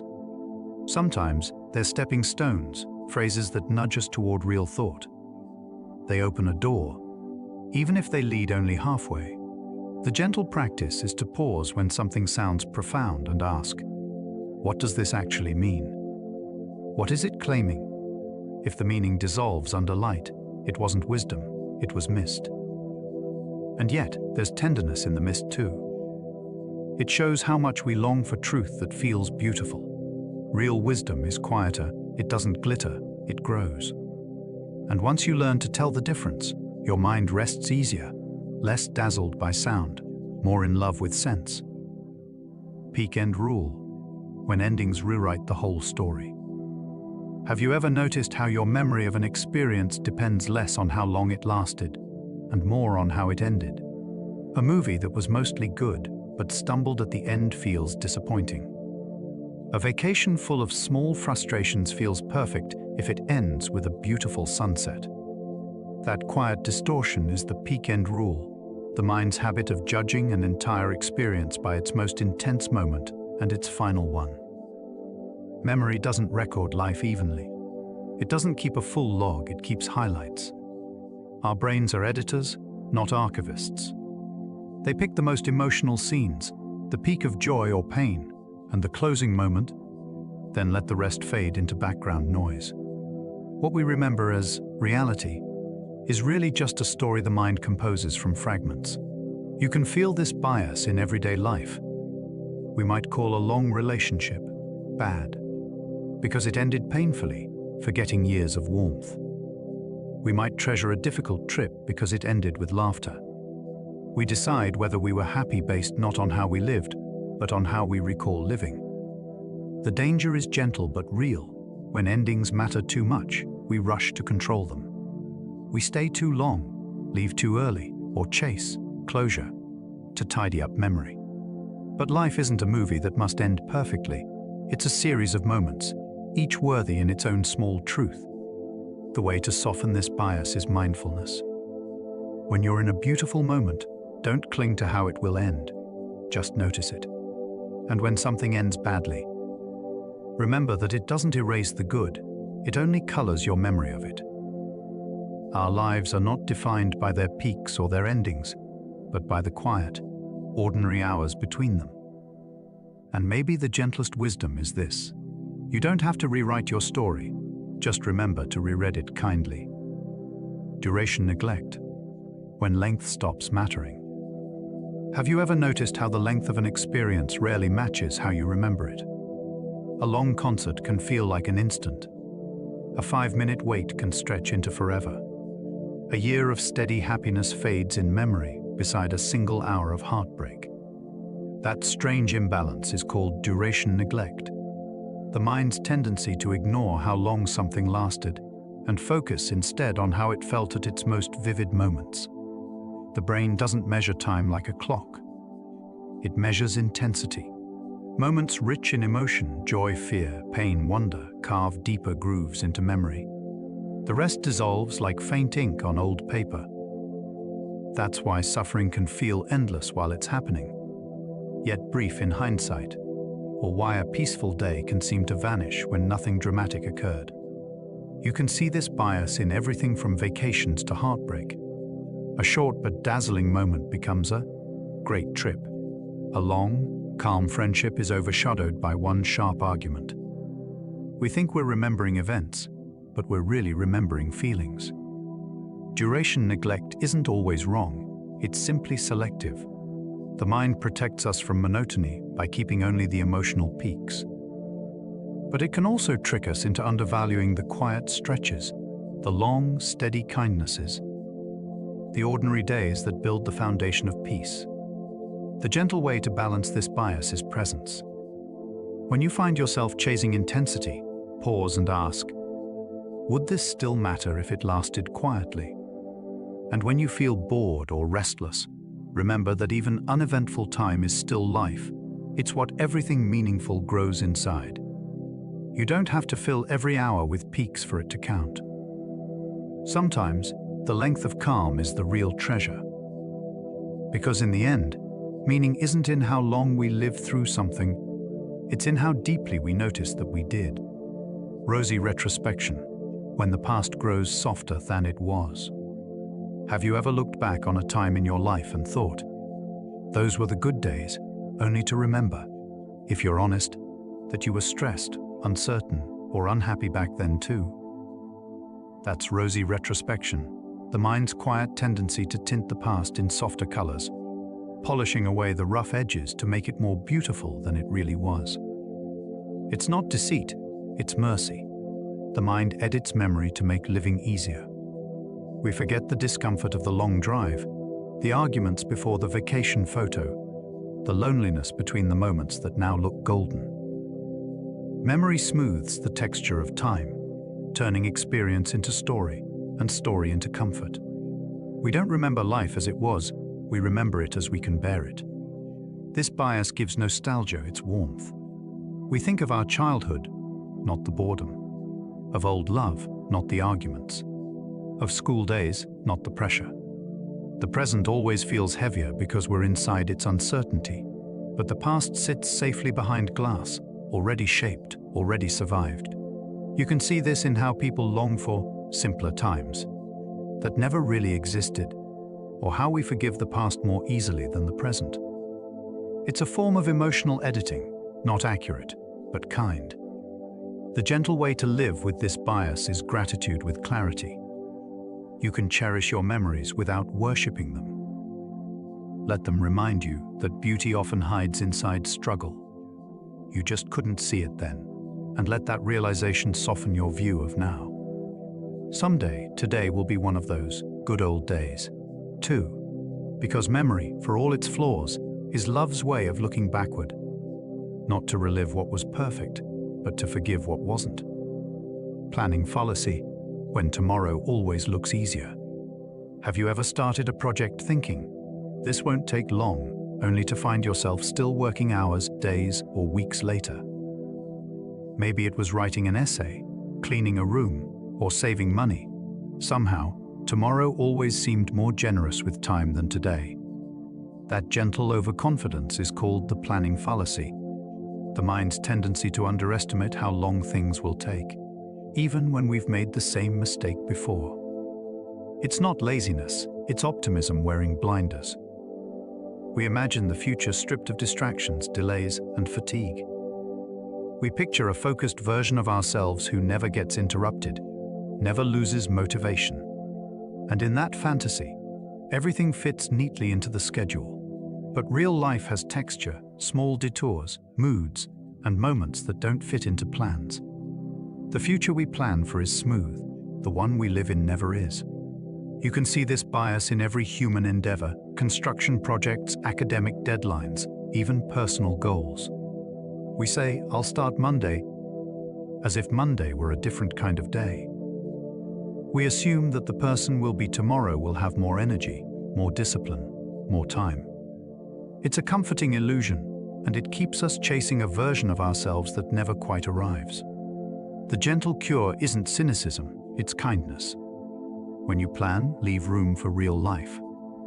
Double the time, half the pressure. And when things take longer than expected, don't call it failure, call it being human. Every plan is a wish written on uncertain air. Its value lies not in perfection, but in direction. The truth is, time will always unfold slower than we expect and faster than we want. The trick is not to master it, but to walk with it, patient, forgiving, and aware that even when we fall behind, we're still moving forward. Optimism bias, when hope overrules probability. Have you ever believed that things would simply work out, even when the odds said otherwise? Maybe you thought, that won't happen to me, or I'll find a way, I always do. That quiet faith in a brighter outcome is called the optimism bias, the mind's gentle habit of expecting good things more often than reality allows. It's not foolishness, it's survival. The brain evolved to look forward, to imagine possibilities instead of obstacles. If our ancestors had perfectly predicted danger, they might never have left the cave. So optimism became a kind of emotional engine, powering effort long before results were certain. We take risks, start projects, fall in love, all because we believe the story will end well. But that same hope can blur our vision. We underestimate risk, overspend, overpromise, or avoid uncomfortable truths. We think tomorrow will bring more time, more energy, more luck. The optimism bias paints the future in sunlight, and we forget that shadows exist too. Still, we shouldn't try to erase it. Without optimism, we'd never dare to begin. It's what lets us try again after failure, or heal after heartbreak. Hope may distort probability, but it also sustains possibility. The gentle balance lies in what psychologists call realistic optimism, believing things can go well while preparing for when they don't. It's hope with its eyes open. When you feel certainty swelling where caution belongs, pause and ask, "What am I assuming?" Then smile, because even if you're wrong, that spark of hope is still beautiful. Optimism doesn't promise that life will be kind. It promises that we'll keep moving even when it isn't.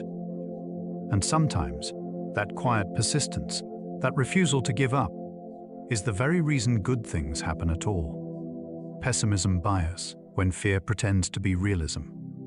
Have you ever told yourself you were just being realistic, when really you were being afraid? That quiet disguise is called the pessimism bias, the mind's habit of expecting things to go wrong, then calling it wisdom. It often comes from experience. You've been disappointed before, so you learn to flinch in advance. You stop hoping out loud, stop dreaming too far ahead, because disappointment hurts less when you see it coming. The mind mistakes protection for perception. It thinks anticipating pain will prevent it. But pessimism doesn't prepare us, it just rehearses loss. You can see this bias in how we think about love, success, even the future of the world. We say, people always leave, or nothing ever changes, or the world's just getting worse. Each statement feels like realism, but underneath it is a quiet plea. Please, don't let me hope again if it's going to hurt. It's not that pessimists see too much, it's that they've seen too deeply once, and never want to again. The gentle cure isn't blind optimism, but balance. You don't have to deny the possibility of pain, just stop predicting it as certainty. When you hear yourself expecting the worst, pause and ask, what if things go right this time? That question doesn't erase caution, it just opens a window. Because life isn't kind or cruel, it's changeful. And fear, though it pretends to keep us safe, often locks us in smaller rooms than reality ever would. To live fully, we have to risk being surprised by joy again. Pessimism calls itself realism, but real realism includes hope. It sees that good and bad coexist, that rain and sunlight share the same sky. And when you learn to stand in both, you find something stronger than safety peace. Loss aversion, when fear of losing outweighs gaining. Have you ever noticed how losing something feels worse than gaining the same thing feels good? You might feel a deep sting from losing $50, but only mild joy from finding it again. That imbalance is called loss aversion. The mind's tendency to weigh losses more heavily than gains, as if pain deserves twice the attention of pleasure. It's not irrational, it's ancient. For our ancestors, a single loss, food, shelter, safety, could mean survival at risk. So the mind learned to treat potential loss like a siren. Even now, when the stakes are smaller, that alarm still rings just as loudly. We cling to what we have, even when it no longer serves us, simply because letting go feels dangerous. You can feel this bias in many places. Investors refusing to sell a failing stock, couples staying in fading relationships, people holding on to possessions they no longer use. We tell ourselves, I don't want to waste what I've already invested, even when clinging costs more than releasing. Loss aversion makes us hoard time, energy, even emotions, mistaking preservation for protection. The gentle truth is that loss is part of movement. Everything we keep must someday be released: money, objects, even versions of ourselves. When you stop seeing loss as punishment and start seeing it as transition, the fear softens. Because every ending quietly opens space for something new. The way to balance this bias is gratitude. When you lose something, instead of clinging to what's gone, try to thank it for what it gave, then let it rest. You'll find the weight of loss turning into lightness. Life doesn't measure itself in what we keep. It breathes through what we're brave enough to let go. And sometimes, the gentlest kind of winning is simply learning not to fear losing anymore. Status quo bias, when change feels like risk. Have you ever stayed in a situation, a job, a habit, a place, not because it was right, but because it was familiar? That quiet comfort in what already exists is called the status quo bias, the mind's preference for things to remain as they are, even when change might bring something better. It's not laziness, it's instinct. For most of human history, stability meant safety. A known danger was easier to survive than an unknown one. So our brains still whisper, don't move, it might get worse. Even when the ground is uncomfortable, staying still feels like control. You can see this bias everywhere. We keep outdated systems because that's how it's always been. We hold on to routines that drain us because they feel predictable. Even emotional pain can start to feel safer than uncertainty. At least we know its shape. The mind mistakes repetition for security, forgetting that stagnation is its own kind of risk. The gentle way to loosen this bias is to reframe what change means. Instead of asking, what might I lose? Try asking, what might I gain or learn or become? Change doesn't always lead to improvement, but it always leads to movement. And movement is life's quiet rhythm. You don't have to leap into the unknown, you can step into it.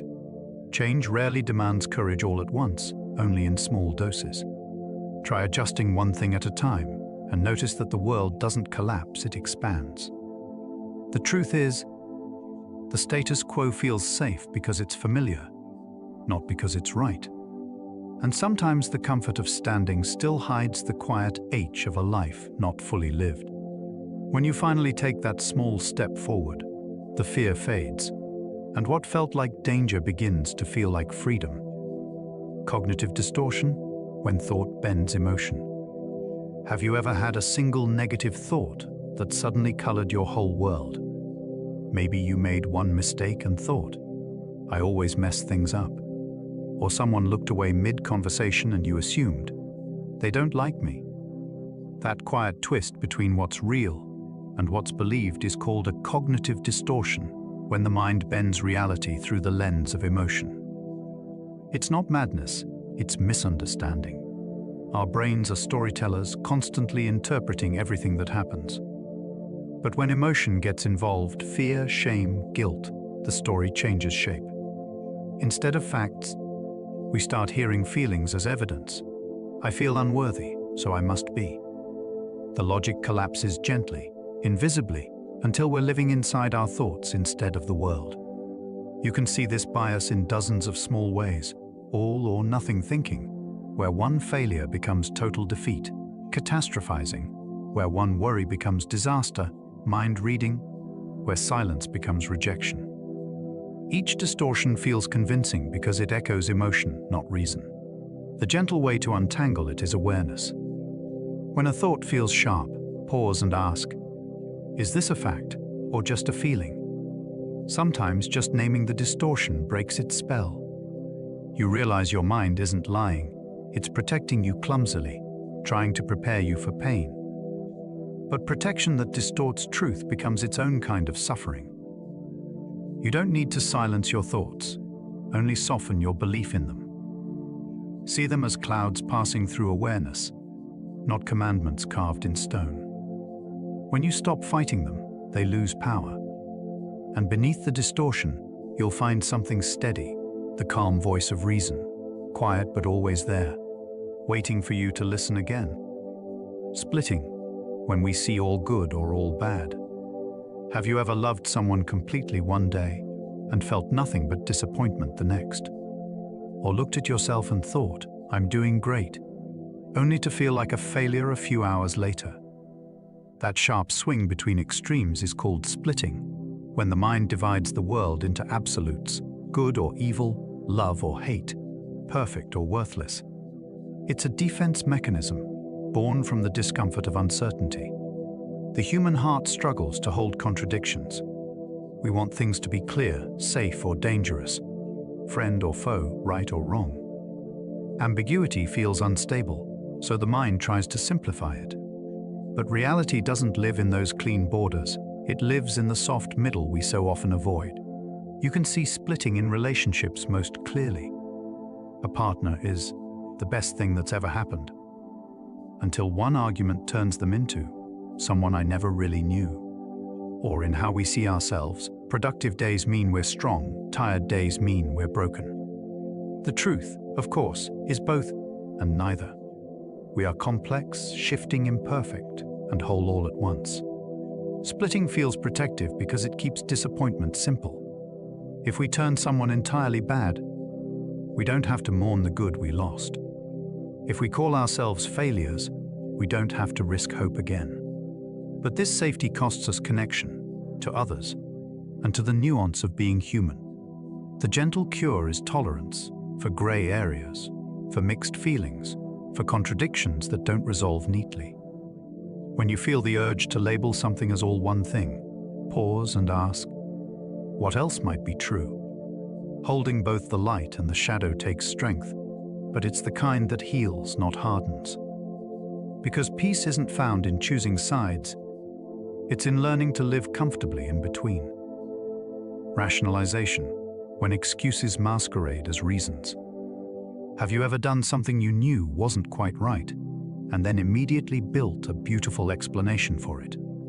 Maybe you skipped a promise, raised your voice, spent money you didn't have, and told yourself, I had to, or it wasn't that bad, or anyone would have done the same. That soft rewriting of the truth is called rationalization, when the mind disguises discomfort as logic. It begins with guilt. The moment our actions and our values clash, the mind rushes in to protect us from shame. It invents reasons that sound sensible, even noble. We say, I only lied to spare their feelings, or I didn't study because I work better under pressure.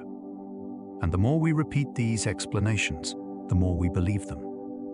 Eventually, the story replaces the truth, and the lie becomes comfortable. Rationalization isn't evil, it's emotional first aid. It helps us stay intact when honesty feels too heavy. But it also keeps us from growing, because growth starts with discomfort, with facing the things we don't want to see. When every action can be justified, we stop listening to the quiet voice that says, this isn't who I want to be. The gentle way to see through this bias is self-compassion combined with courage. When you catch yourself explaining too much, pause and ask, am I describing what happened or defending it? If it's the latter, you don't have to judge yourself. Just breathe and look closer. The goal isn't to punish, it's to understand. Rationalization fades in the presence of honesty, not the harsh kind, but the kind that whispers, I can do better next time. Because true integrity isn't about never falling short. It's about noticing when we do, without the safety net of excuses. Illusion of transparency, when we think others see our minds. Have you ever been certain that people could tell exactly what you were feeling, that your nervousness was visible, your lie was obvious, or your sadness was written all over your face? That uneasy belief is called the illusion of transparency, the mind's tendency to assume that our inner emotions are far more apparent to others than they really are. It's a bias born from self-awareness. We live inside our feelings. We feel every tremor, every flicker of anxiety or excitement, so it's easy to imagine that others must see them too. But from the outside, most people are just as preoccupied with their own thoughts. They notice less than we think and interpret even less correctly. The spotlight we imagine shining on our hearts is often a quiet, empty stage. You can see this illusion in public speaking, in love, in apology. We think our voice shakes more than it does. We assume our guilt shows before we even confess. We believe our emotions leak through perfectly, when in truth, most people are guessing, reading fragments, not feelings. They see behavior, not the story behind it. This bias isn't all bad. It comes from empathy, from wanting to be understood, from assuming others care enough to see deeply. But it also feeds anxiety. We fear judgment that never arrives. We apologize for emotions no one noticed. The gentle cure is perspective. When you think, they must know what I'm feeling, pause and remember. They probably don't. And that's not loneliness, it's grace.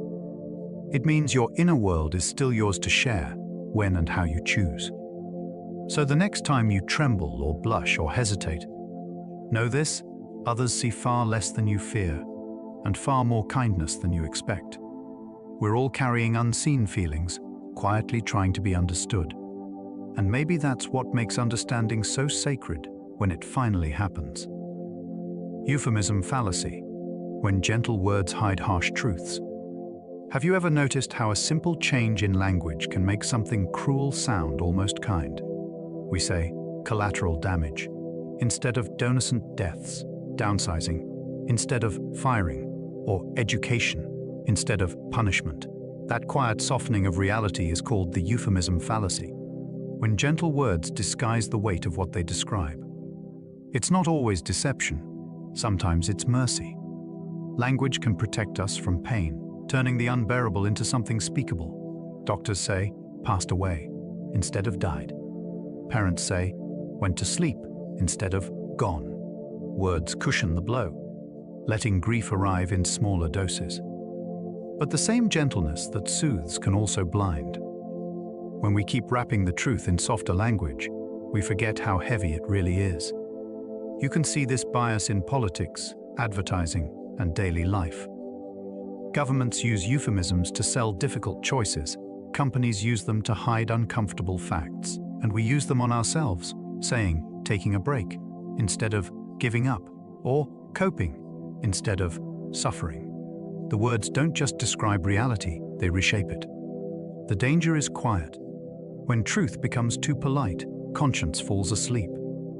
A soft phrase can make a hard act seem necessary, even moral. And when we stop hearing the pain in our language, we stop feeling it too. The gentle cure isn't to strip words of kindness, but to let clarity and compassion coexist. We can speak truth softly, not to hide it, but to help it land. Say fired, but with empathy. Say died, but with love. Honest words can still be tender if they come from care, not cruelty. Because language is how we face reality. And the more we dare to speak it as it is, not prettier, not colder, the more awake we become to the world we're shaping with every word. The framing effect, when wording changes meaning. Have you ever noticed how your feelings about something shift depending on how it's described? A treatment that saves 90% of patients sounds hopeful, but one that kills 10% feels terrifying, even though both mean the same thing. That quiet trick of perception is the framing effect. When the way information is presented changes how we think, feel, and decide. It's not about logic, it's about emotion. The brain doesn't weigh facts like a calculator. It listens to tone, rhythm, and context. Words frame our choices like windows frame a view. The picture we see depends on where we stand. A glass, half full, feels abundant. Half empty, feels lacking, though the water never moves. You can see this bias in advertising, politics, even personal reflection. Marketers don't lie, they frame. Politicians don't always change facts, they change perspective. And in our own minds, we do it too. We call failure, lesson, or loneliness, independence, depending on the story we need that day. Framing shapes not just what we see, but how we feel about what we see. The danger isn't in using frames, it's in forgetting they exist. When we mistake the frame for the truth, we become easy to persuade, even by ourselves. But if we learn to notice it, the effect loses its power. You can ask, what's another way to describe this? Often, that small question reveals how fragile our certainty really was. The gentle wisdom here is perspective. Reality rarely changes, only the words around it do. By shifting the frame, we can soften pain or expose deceit, heal or manipulate, clarify or confuse. Language is a mirror that can either show us or flatter us. And the art of thinking clearly is learning to tell the difference. Spotlighting bias, when one detail becomes the whole. Have you ever met someone, noticed one striking thing about them, and then let that single detail define who they were? Maybe they were late once, and now they're always unreliable. Maybe they dressed oddly, and now they're strange. That quiet exaggeration is called the spotlighting bias, when one part of a person or situation becomes the whole story in our minds. It's how the brain simplifies complexity. The world is too detailed to absorb all at once. So the mind uses shortcuts. It shines a bright light on what stands out and lets the rest fade into shadow.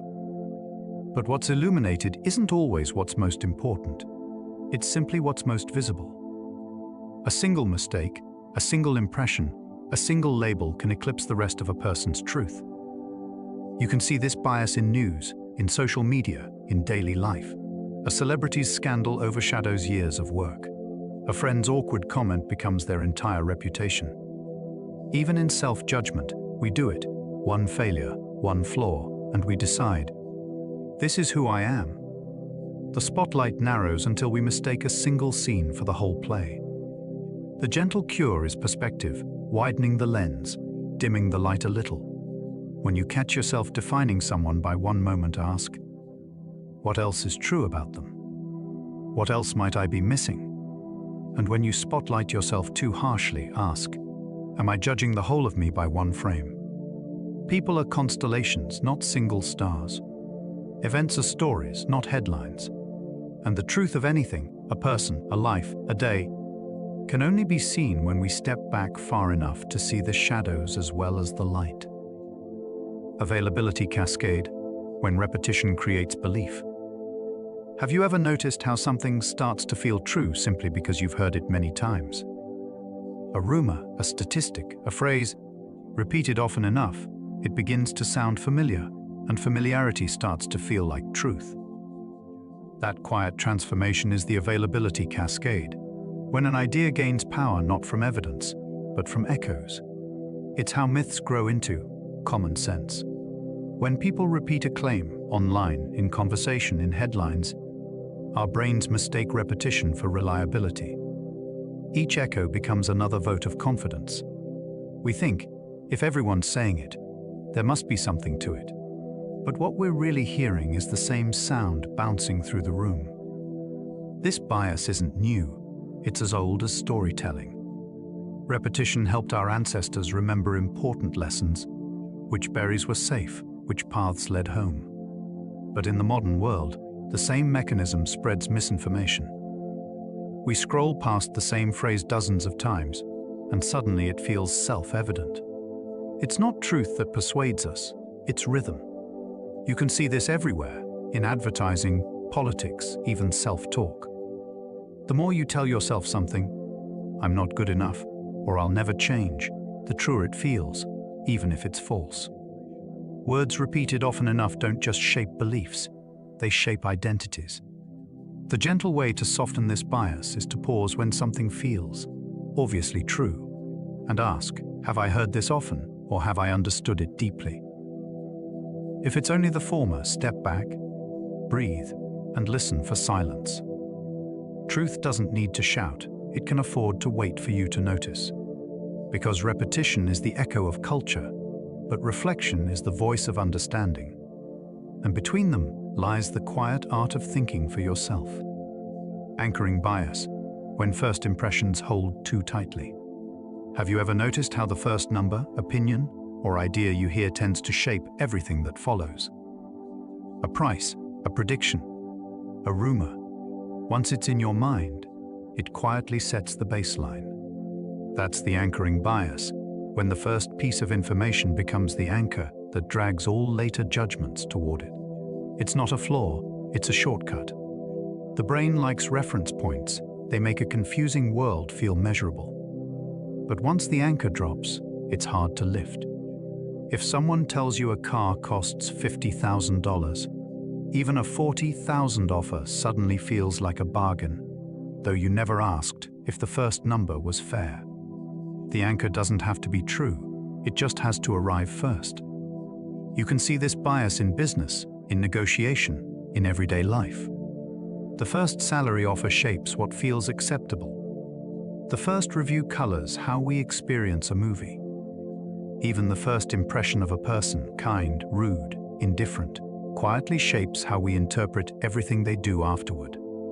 The mind loves consistency, so it keeps adjusting new information to fit the original frame. Anchoring is how ideas grow roots, even false ones. It's why misinformation spreads easily and why first impressions last so long. Once something feels familiar, it feels right. The gentle way to loosen an anchor is to ask, what would I think if I'd heard something else first? You'll feel the weight lift just by imagining it. That question resets the mental compass, giving truth a chance to drift closer to center. Anchors can steady us or trap us. Knowing the difference is the art of clear thought. Because in a world full of loud first impressions, wisdom begins with the courage to let go and drift a little before deciding where to land. Contrast effect, when comparison changes value. Have you ever noticed how something can feel better or worse depending on what came right before it? A lukewarm drink tastes cold after tea.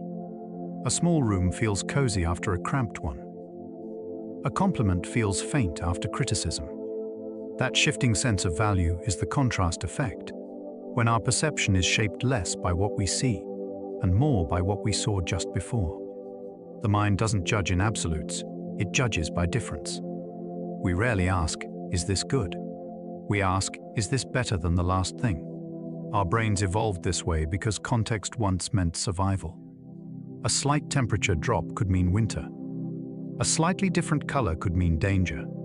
So even now, long after the wilderness, we still live through contrast. You can see this bias in nearly every corner of life. Marketers use it when they show you the expensive option first, making the next one look reasonable. We use it when we say, at least I'm not as bad as them, or I've seen worse.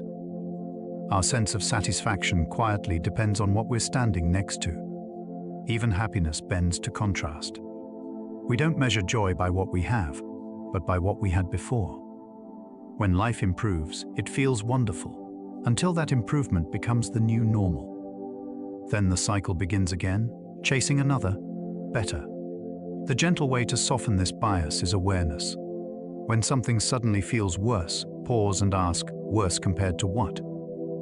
Sometimes nothing actually changed, only the reference point did. Peace grows when you stop measuring everything against everything else. When you let a moment stand alone, without comparison, its quiet worth begins to appear.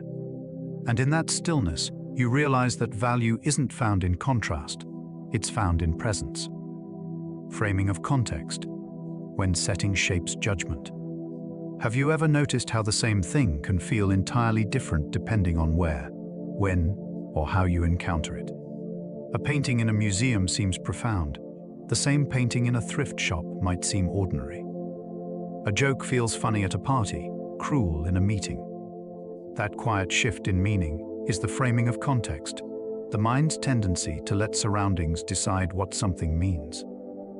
We like to think we judge things objectively, but we rarely do. Our brains read the room before they read the thing itself.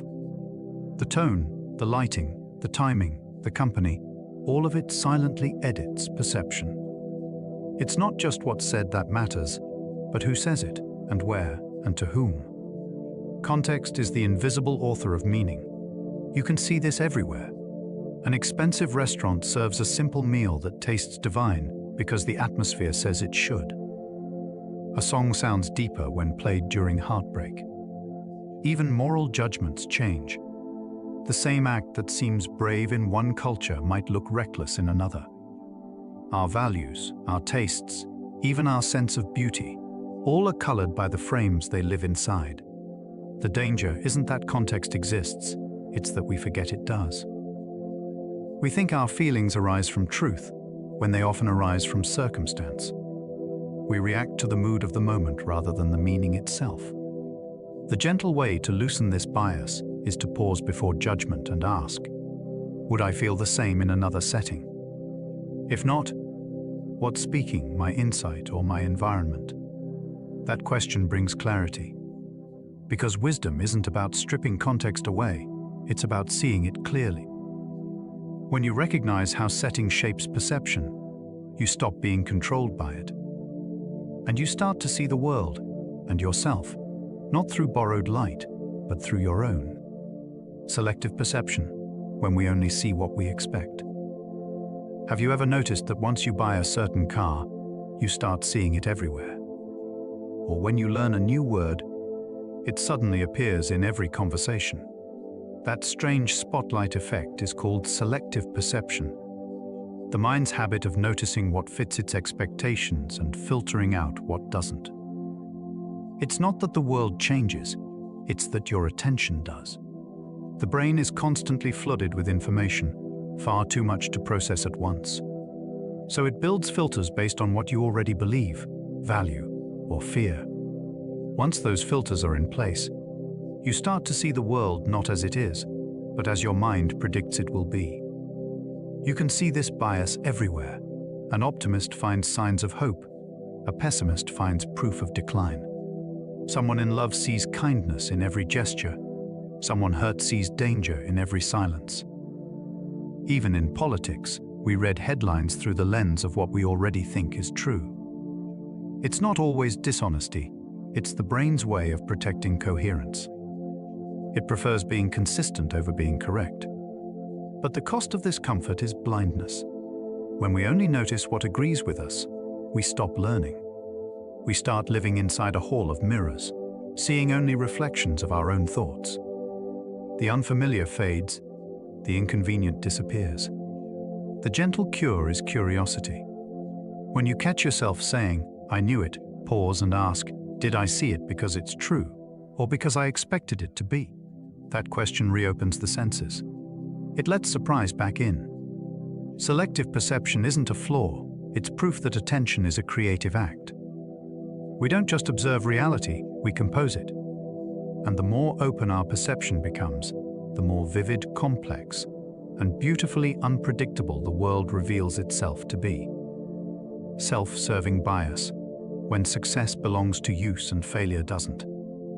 Have you ever noticed how easy it is to take credit for your victories, and how naturally you find explanations for your failures? When things go well, we say, "I worked hard, I earned it." When things go wrong, we say, "The timing was bad," or "They didn't understand."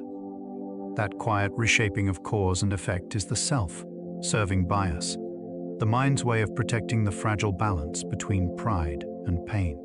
It begins with a need to feel stable and worthy. Our self-image is the story we live inside, and anything that threatens it feels like danger. So when success arrives, we keep it close, a reflection of who we are. And when failure comes, we push it away, wrapping it in excuses until it feels smaller, safer, external. The mind isn't trying to lie, it's trying to survive self-doubt.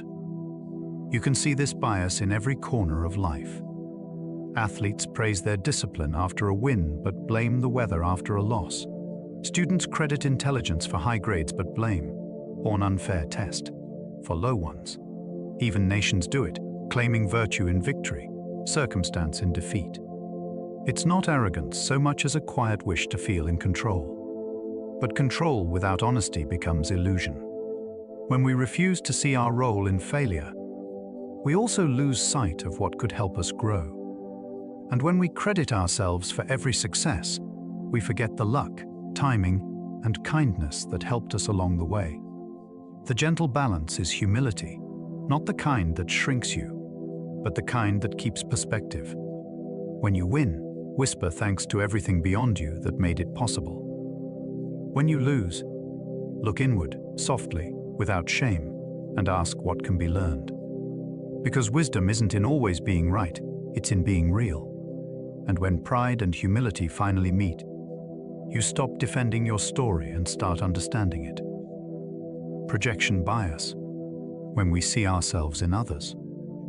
Have you ever assumed that someone felt the same way you did, that they were upset because you would have been, or that they understood your silence because you would have known what it meant? That quiet assumption is called projection bias, when we unknowingly use our own thoughts, feelings, and motives as the lens for interpreting others. It comes from empathy's shadow. To connect, we imagine what others feel, but sometimes we imagine ourselves instead. The brain, trying to make sense of others, looks inward for clues.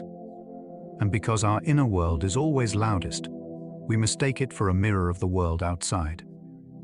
You can see this bias in relationships, in politics, in everyday misunderstandings. When we're angry, we assume others are too. When we're hiding something, we become suspicious that others are hiding as well. Even in kindness, when we feel deeply loving, we assume others feel equally so. But often, they're living in an entirely different weather system of emotion. Projection simplifies a complex world. If others are like us, we can predict them. It feels safe, familiar, almost comforting. But it also blinds us to difference, the quiet, beautiful ways minds diverge. When we project, we stop listening, we start assuming. We don't meet people as they are, we meet the echoes of ourselves. The gentle way to loosen this bias is curiosity without certainty. When you think, I know what they mean, pause and ask, or do I just know how I would feel? That question turns projection into empathy. It makes space for mystery, for the truth that other people are entire worlds, not just reflections. And when you finally stop needing others to think like you start to see them clearly, not as mirrors, but as windows, opening to landscapes you've never seen before. Survivorship bias, when success stories hide the failures. Have you ever read about a billionaire who dropped out of school and thought, maybe I should too? Or heard that a couple stayed together against all odds and believed love always conquers everything? That hopeful, selective pattern is called survivorship bias, when we draw conclusions from the visible winners, forgetting the invisible majority who didn't make it. It's not ignorance, it's perspective. The human mind learns by example, but it forgets to ask which examples survived. We see the best-selling author, not the thousands of manuscripts that never left the drawer. We hear the motivational speech, not the silence of those who tried the same thing and failed quietly. Our culture celebrates survivors, but their stories glow brightest because they stand in the light, not because they were the only ones who tried. You can see this bias everywhere. In business, we study the startups that succeeded and ignore the nearly identical ones that collapsed. In health, we admire the people who lived long lives on strange diets and forget the ones who didn't. Even in our own lives, we remember the times we were lucky and mistake them for skill. Survivorship bias feels inspiring, and sometimes it is, but it can also lead to false hope and unfair blame. If success stories are our only teachers, we assume failure means personal flaw rather than probability. We forget that luck, timing, privilege, and randomness all weave their quiet influence through every victory. The gentle way to see clearly is to look for the invisible. Ask, who didn't make it into the story? Wisdom lives in what isn't said, the missing data, the silent attempts, the paths that vanished before reaching the finish line. Because understanding success fully means respecting the shadow of failure that surrounds it. And once you do, admiration turns into empathy, and your dreams grow steadier, not smaller. Outcome bias, when results rewrite the process. Have you ever looked back on a risky decision that happened to work out and thought it was the right call, or judged someone harshly just because their choice led to failure? That quiet shortcut in judgment is called the outcome bias, when we evaluate a decision based on its result, rather than the reasoning that led to it. It's a natural instinct. The human mind loves tidy cause and effect. Good results must mean good choices. Bad results must mean bad ones. It's simpler that way. But reality is rarely so neat. A reckless gamble can win by luck, a wise decision can lose by chance. And yet, after the outcome unfolds, it's almost impossible not to rewrite the story in hindsight. You can see this bias in every field, in business, in medicine, in history. We praise leaders for boldness when their risks succeed, and condemn them for arrogance when they don't. We admire investors for timing markets perfectly, forgetting that thousands made the same bet and lost. Even in our own lives, we rewrite the past through results, calling something meant to be, or mistake, only after we know how it ended. The danger of this bias is subtle but deep. It blinds us to process. It punishes thoughtfulness that led to failure and rewards luck that led to success. Over time, it teaches the wrong lessons, to chase outcomes instead of clarity, to avoid risks that fail instead of risks that matter. The gentle way to soften this bias is to separate judgment from hindsight. When reflecting, ask, given what I knew then, was my choice reasonable? If yes, honor the process even if the result hurt. If not, learn without shame. Because wisdom isn't about always winning. It's about making choices you'd be proud of before knowing how they end. And sometimes, the truest success is simply having chosen well when the ending was still unknown. Normalcy bias, when disaster feels impossible. Have you ever noticed how, even when signs of trouble are clear, part of you still believes everything will stay the same? You hear about storms forming, markets falling, systems cracking, and yet, somewhere deep inside, you think, it won't happen here. It won't happen to me. That quiet disbelief is called the normalcy bias, the mind's tendency to assume that life will continue as it always has, even in the face of clear danger. It's not denial, it's comfort.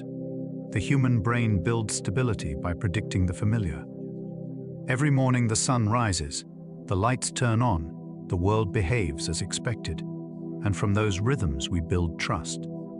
So when the pattern threatens to break, the mind clings harder to what it knows.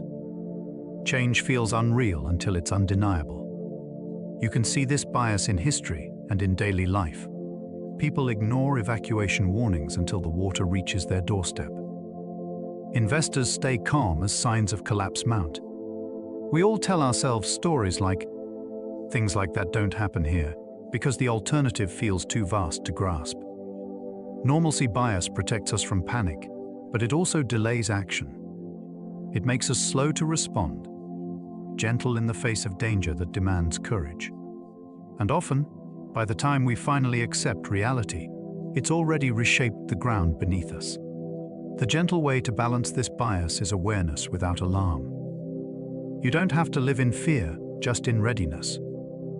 When the world feels unshakable, remember that permanence is an illusion. Prepare calmly, act early, and hold your trust lightly. Because the truth is, nothing is guaranteed, and that's not terrifying, it's awakening. When we accept that change can come, we stop clinging to normal and start adapting to life as it truly is, fragile, uncertain, and profoundly alive. Negativity bias, when pain speaks louder than joy. Have you ever received 10 compliments and 1 criticism, and found that the single criticism was the only one you remembered? That's the negativity bias, the mind's quiet tendency to give pain more weight than pleasure, to hold on to the sting while letting the sweetness fade. It's not because we want to suffer. It's because our ancestors survived by paying attention to danger. Missing a threat once could end everything. Missing a blessing only meant waiting for another. So the mind evolved to scan for problems, to store every wound like a warning sign. And even now, long after the savannah. The same vigilance lives inside us, searching for what might hurt, even in the middle of peace. You can see this bias in daily life. A kind word dissolves in seconds, but a harsh one echoes for days. We replay mistakes, replay arguments, replay everything we wish we'd done differently. Meanwhile, the quiet good moments, the laughter, the warmth, the tiny gestures of care, drift by unrecorded. Like background music we forget to hear. Negativity bias doesn't mean we're broken. It means we're cautious creatures in a noisy world. But when it runs unchecked, it shapes a darker lens, one where risk feels constant and safety feels like an exception. Joy stops feeling natural and peace starts feeling suspicious. The gentle way to loosen this bias is deliberate gratitude. Not forced positivity, but mindful noticing, the sunlight through curtains, the softness of a blanket, a breath that didn't hurt. Each time you notice a small good thing, you're retraining an ancient brain. Happiness isn't the absence of pain, it's the skill of seeing both and still choosing to look toward light. Because joy isn't louder by nature, we just have to learn to listen for it again. Recency bias, when the latest feels the most real. Have you ever noticed how the last thing you heard, saw, or felt tends to color everything that came before it? One bad day can make a good week feel wasted. A recent argument can erase months of peace. That quiet distortion is called the recency bias, the mind's tendency to give more importance to what just happened, as if the latest version of reality is the truest one. It's a trick of memory and emotion. The present moment burns brightest, so the mind assumes its glow reveals the whole picture.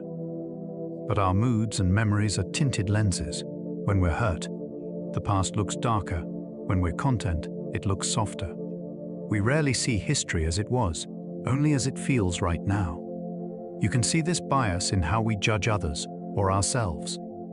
A recent mistake overshadows years of progress. A new success erases the long journey that made it possible. In relationships, one fight can make us forget the hundreds of quiet kindnesses that came before it. We live inside a moving snapshot, mistaking the last frame for the entire film. Recency bias can protect us. It helps us adapt quickly, learn from new information, and stay alert. But it also narrows perspective. When every present emotion feels absolute, we lose the gentle continuity that gives life depth. The way to soften this bias is simple awareness. When your feelings start rewriting the past, pause and ask, is this the full story or just today's chapter? Step back, breathe, and remember that what feels most real now is only part of the whole. Perspective doesn't erase emotion. It just reminds you that your life is bigger than your latest moment. And when you learn to hold both, the recent and the distant, the sharp and the soft, your memory becomes not just accurate, but wise. Illusion of knowledge. When knowing about replaces knowing how. Have you ever felt like you understood something until you had to actually explain or do it? Maybe you've read about how planes fly, how memory works, or how the economy moves, and felt the comfort of understanding. But when someone asks, can you explain it? The clarity fades. That quiet overconfidence is called the illusion of knowledge, when familiarity with information feels like true comprehension. It's a modern bias, born from abundance. We swim in endless information, so it's easy to mistake access for mastery. A quick search, a video, a headline, they all create the illusion of depth. But knowing about something isn't the same as knowing through something. Reading about swimming doesn't keep you afloat. Reading about kindness doesn't make you kind. You can see this bias everywhere, in conversations, in social media, in ourselves. We feel informed because we've scrolled, listened, or skimmed, and mistake recognition for understanding. Our minds are generous with self-trust. They'd rather feel certain than accurate. So we build worlds out of half knowledge and wonder why they collapse under real complexity. The gentle cure is humility, the kind that asks questions without shame. When something feels clear, Test it softly. Could I teach this to a child? Could I apply it under pressure? If not, that's not failure. It's the beginning of true learning. Real knowledge grows slower than information. It roots itself in patience, experience, and mistakes. And when you let go of needing to already know, curiosity returns, the kind that listens more than it declares. Because the wisest minds aren't the ones that hold the most facts. They're the ones that remember how easily facts can feel like wisdom before they truly are. Curse of knowledge, when we forget what it's like not to know. Have you ever tried teaching someone something you know well and felt surprised, maybe even impatient, that they couldn't grasp it? You think it's simple, forgetting that once it wasn't. That quiet impatience is the curse of knowledge, the mind's tendency to forget what it felt like to be a beginner. It happens because understanding rewires perception. Once a pattern becomes clear, we can't unsee it. The path that was once confusing now feels obvious, and the struggles of those still finding their way seem distant. It's not arrogance, it's amnesia, a blindness born of mastery. You can see this bias in classrooms, workplaces, and conversations everywhere. Teachers speed through explanations, assuming comprehension. Experts drown learners in jargon. Even in friendships, we forget how it feels to face something for the first time, grief, failure, love, and say, "You'll understand someday," instead of simply being there. The curse of knowledge doesn't just block teaching, it blocks empathy. When we forget our own ignorance, we lose patience for others. We start valuing clarity over connection, explanation over experience. The gentle way to lift this curse is to remember your own first steps. Think of a time when you didn't yet understand, when you were fumbling, curious, lost. Hold that memory close when you speak to someone still learning. Because what they need isn't your fluency, it's your remembering. Knowledge deepens when it bends back toward kindness. True wisdom doesn't just know, it recalls what it was like not to. And when you teach with that memory intact, understanding stops feeling like a wall and starts feeling like a bridge. False equivalence, when unequal things are treated as the same. Have you ever heard someone say, "There are two sides to every story," as if balance itself guarantees truth? That quiet comfort in symmetry can be deceptive. It's called the false equivalence fallacy, when two things that aren't equal in evidence, scale, or morality are treated as if they weigh the same. It begins with the human love for fairness. We're taught to listen to both sides, to stay neutral, to avoid judgment. And that instinct is beautiful. It keeps us humble, open, slow to anger. But sometimes, the truth isn't in the middle. Sometimes, one side carries facts, and the other only noise. When we blur them together for the sake of balance, we confuse fairness with apathy. You can see this bias in the news, in politics, even in personal arguments. A scientist and a skeptic are given equal airtime, even when the evidence is overwhelmingly one-sided. A victim and an aggressor are both asked to meet halfway. We call it objectivity, but often it's fear of choosing, fear of being wrong, fear of seeming biased. False equivalence isn't always malicious, it's a misunderstanding of what equality means. Two opinions aren't equal simply because two people hold them. The weight of truth isn't measured by how many voices speak, but by how deeply it's grounded in reality. The gentle cure is discernment. When you hear both sides, pause and ask, are both sides standing on the same ground? Neutrality feels peaceful, but sometimes it protects the stronger, not the truer. Real balance isn't in pretending all things are equal. It's in seeing clearly where they're not, and still responding with compassion. Because wisdom isn't afraid to take a side, as long as it does so with open eyes and an open heart. Appeal to nature, when natural. Sounds like good. Have you ever noticed how the word natural feels instantly comforting? We see it on food labels, medicines, and lifestyles, and it feels pure, trustworthy, almost sacred. That warm reassurance is the appeal to nature fallacy, the belief that something is good simply because it's natural and bad simply because it's artificial. It's an old reflex, born from the days when natural meant survival. Our ancestors trusted what grew under sunlight, what flowed in rivers, what their hands could touch. But nature is not a moral category, it's a description. The same wilderness that gives us medicine also gives us poison.